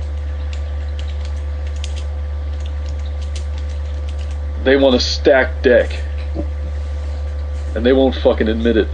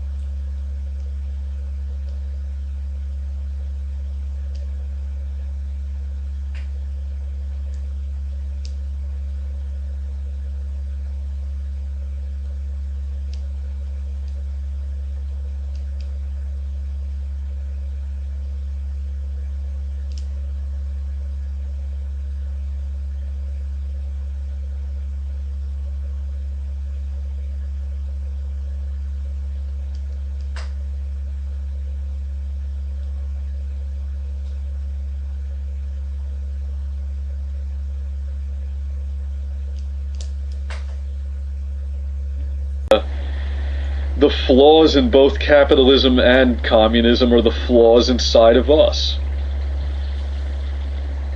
If that's what you meant by that, Dalai Lama, that's what I interpreted. What you said as.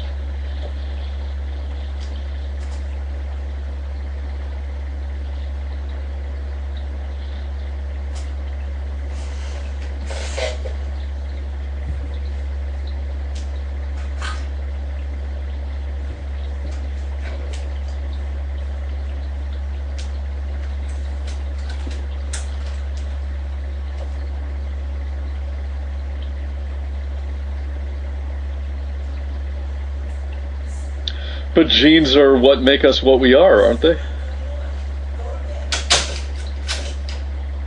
I mean, if we've identified the problem and it's human nature, then the only possible solution is to change us, right?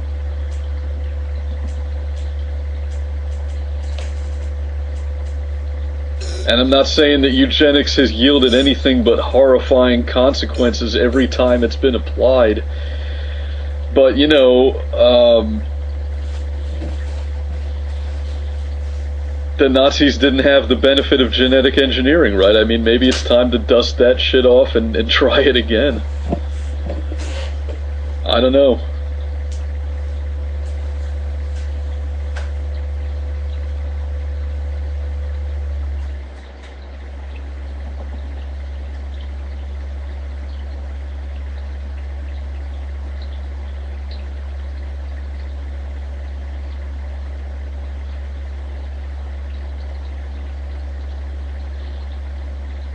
I didn't say anything about a master race.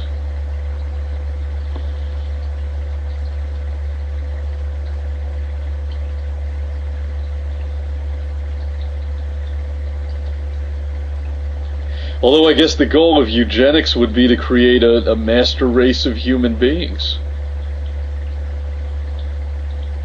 But I'm not talking about ethnicity. I'm talking about the species itself. All of us.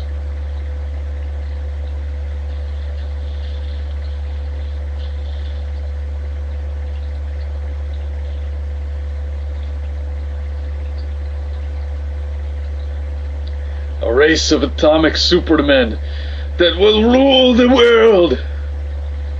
Pull the string.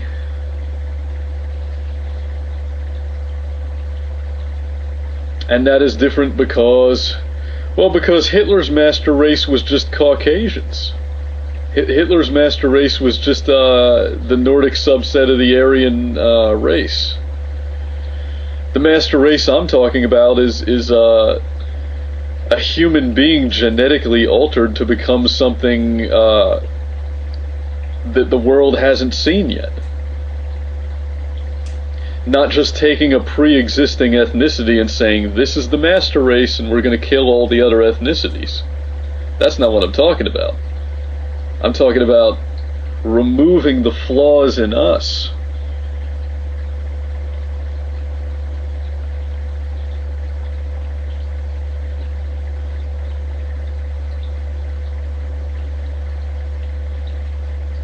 You know, Hitler thought that Aryans were perfect.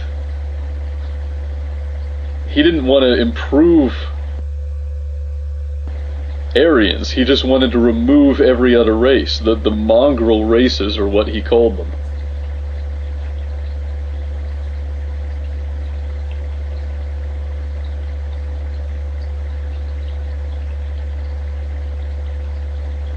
Well, yeah, kill the rest of us off. Definitely. But, you know, I think the rest of us will kill each other off. I mean, we seem to be pretty fucking good at that.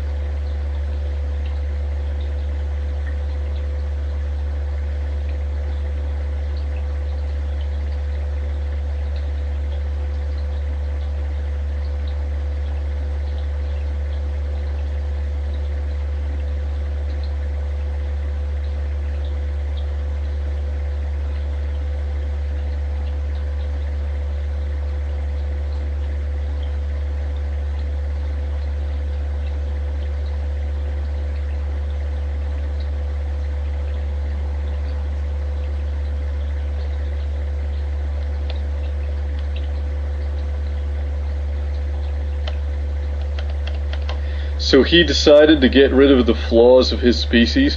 Well, I guess Adolf Hitler saw what he was doing that way. Sure, touche on that. But he didn't want to make any changes to Aryans. He didn't want to change the Aryan race. He didn't recognize that the Aryan race had any flaws. And clearly it does. Just like every other ethnicity.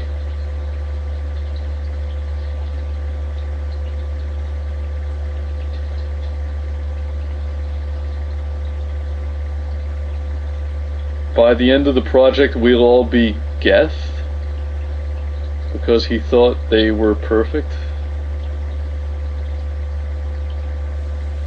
I'm confused. What is Geth?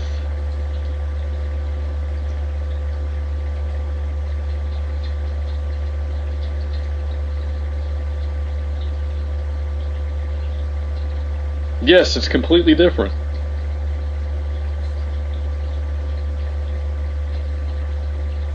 Look, what Hitler did was not something new to the world.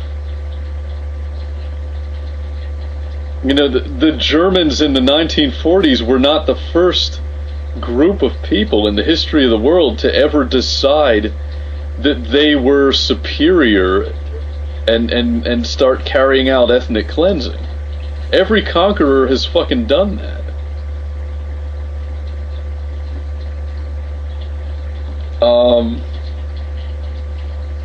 You know, but to create something new would be unique.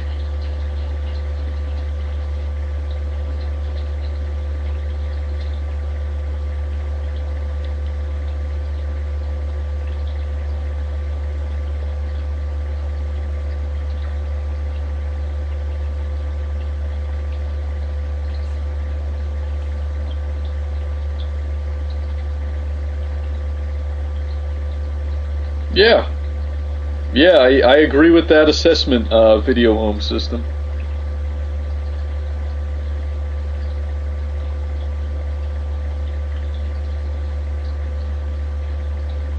You're right. That's what it would be. And I'm not saying that our present level of scientific understanding is equal to that task. All I am saying is that the problems of human existence aren't going to be solved by some new kind of political philosophy, most likely, because we'll still be who we are. So until we can change ourselves, nothing will change.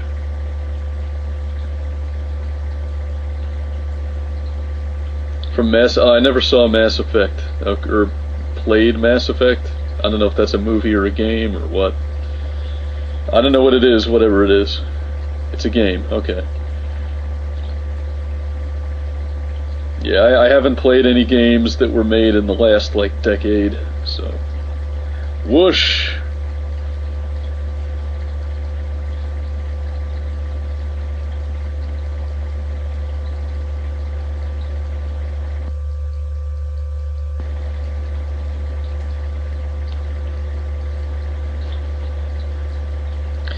Yeah, you know, eugenics is a dirty word, and in my mind it definitely holds a negative connotation, because every time it's been applied, it's had horrible consequences. Yet the idea itself is simply to improve the species, self-improvement. And there's nothing wrong with that concept. It's the noblest goal that you could have, right? It's just time we did it right.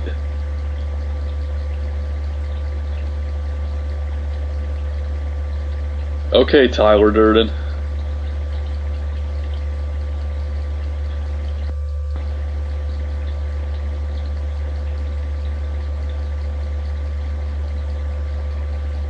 Is there ever a right way? Of course there is. Of course there is, Donalama. Ask the Wright brothers that question.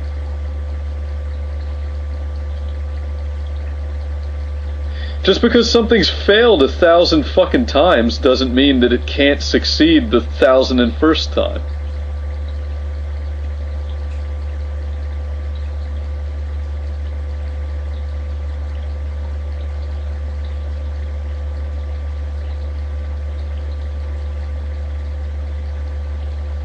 What do you mean, technical level?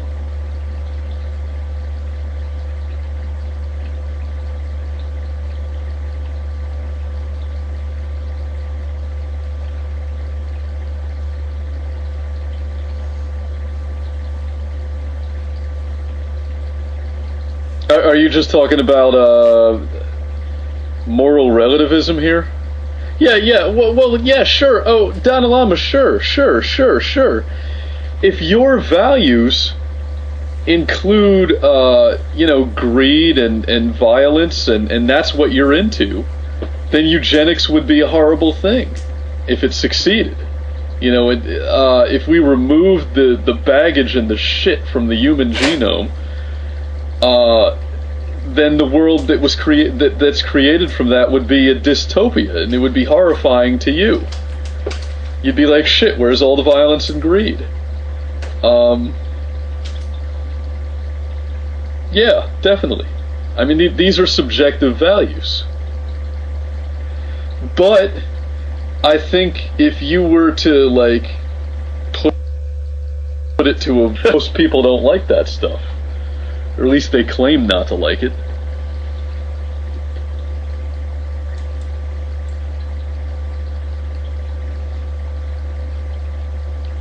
So let's create Gattaca. It's time. We're ready now.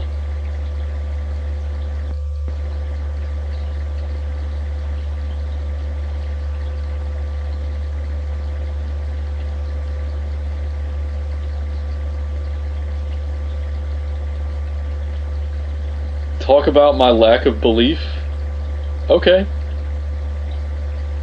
I don't believe in God.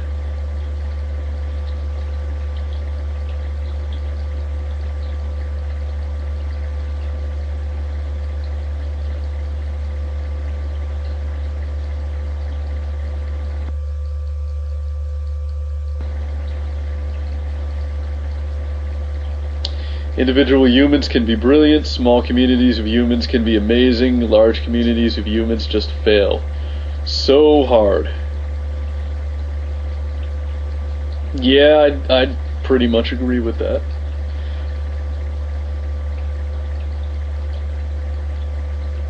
Sounds about right.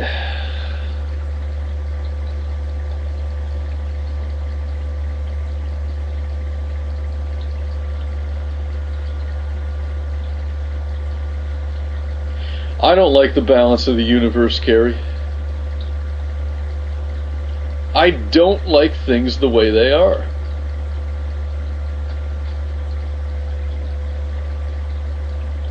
You know, I see the cruelty and the dominance hierarchies and the suffering and the starvation, and I can't just conclude that, oh, well, that's the way the world works. You know, Mother Nature is wise and good. No, fuck that. It's not good enough. We should be trying to fucking make ourselves better. If we're not trying to make ourselves better, what the fuck are we doing? What are we doing? What are we doing here? Why not just kill yourself?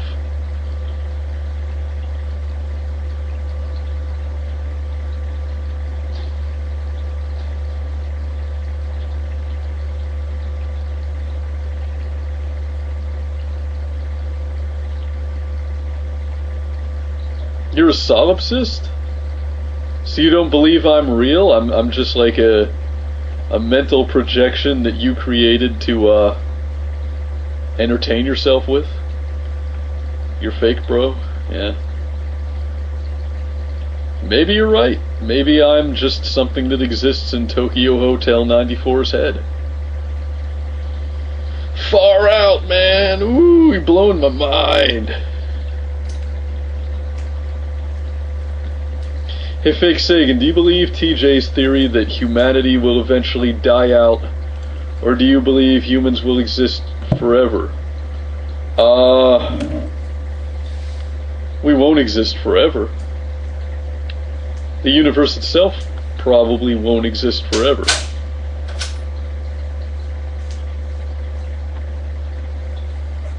Our solar system definitely won't exist forever. Our galaxy is spiraling into a black hole, and we're not devoting a whole lot of time, effort, and resources to figure out how to navigate through space. We're devoting most of our time, effort, and resources to fucking each other over for what limited space and resources we have here on this small planet. So do I think humanity is going to last? No. We're worm food.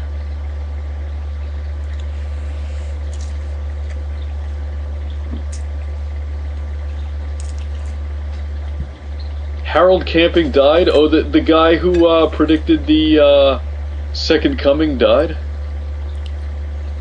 The Apocalypse guy died? Wow. I guess he was right. The world ended for him, right?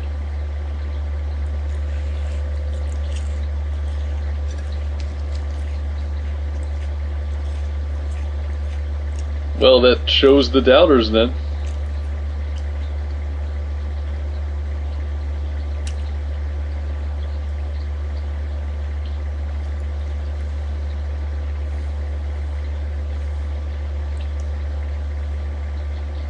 Oh, is that it, Failcard? It's like we've got to go through a period of maturation as a species in which we perfect the means of warfare so that when we do finally go into space, we can kick the ass of anything we come across.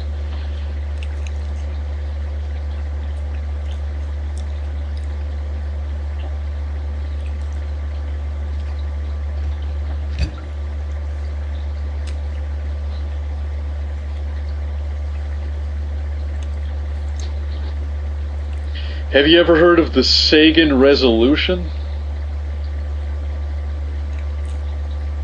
It's named after me. I came up with it. Yeah, I've heard of it. That's why I'm bringing it up. The Sagan resolution is the answer that Carl Sagan proposed to the Fermi paradox. And the Fermi paradox is something that Enrico Fermi brought up in response to the Drake equation. And these guys always, you know, scientists just like to go like this all day. Everything has to have a fancy name, right? The Drake equation, the Fermi paradox, the Sagan resolution. You know, I should just start calling everything I say like the case resolution or something, just to make it sound fancier. Basically, a guy named Drake analyzed the elementary particles that we believe to exist throughout the universe and concluded that so many of the necessary components of life exist that life has to exist elsewhere besides just on the planet Earth.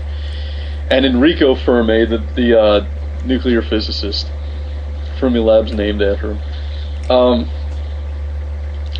he proposed the Fermi paradox, which is just a fancy way of saying, well, if there's so many aliens, how come they're not here? How come we don't see flying saucers all the time?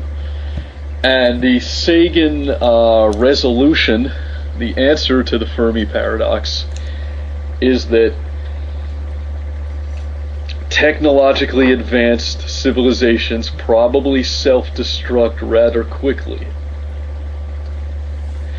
In other words, since nature is red in tooth and claw, and the law of nature is survival of the fittest,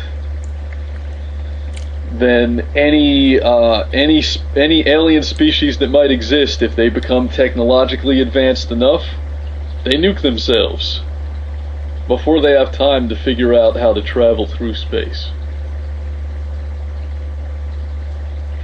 So I don't see your Battlestar Galactica scenario happening, Failcard.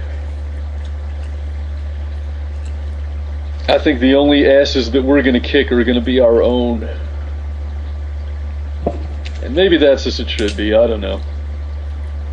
It just seems depressing to me. It seems like a waste of so much talent.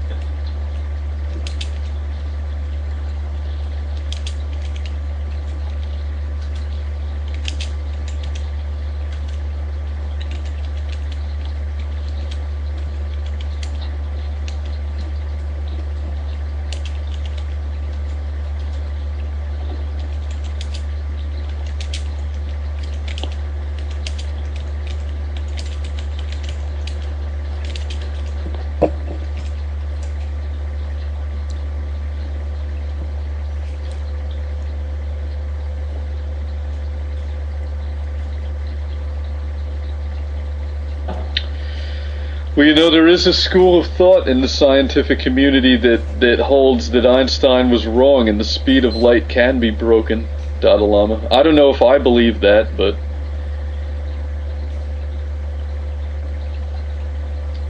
there are some who do.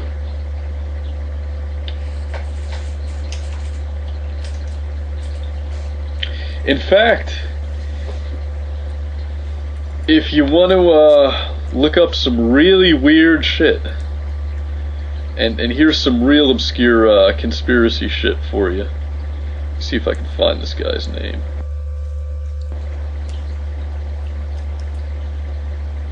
Look up a guy named Philip Taylor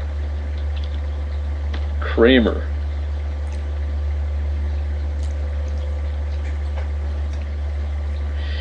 He was one of the bass players for Iron Butterfly, you know, In-A-Gata-Da-Vida, baby. And he was actually, he had a security clearance with the Department of Defense, and he was working on faster-than-light transportation. And I know this already sounds like Alex Jones shit. You're like, cuckoo, cuckoo. Just look him up. Look him up on Wikipedia. He disappeared. Look it up. Don't laugh. Learn.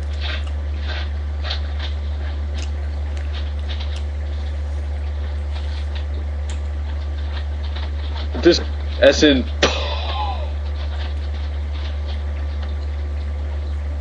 I look like a prog rock guy?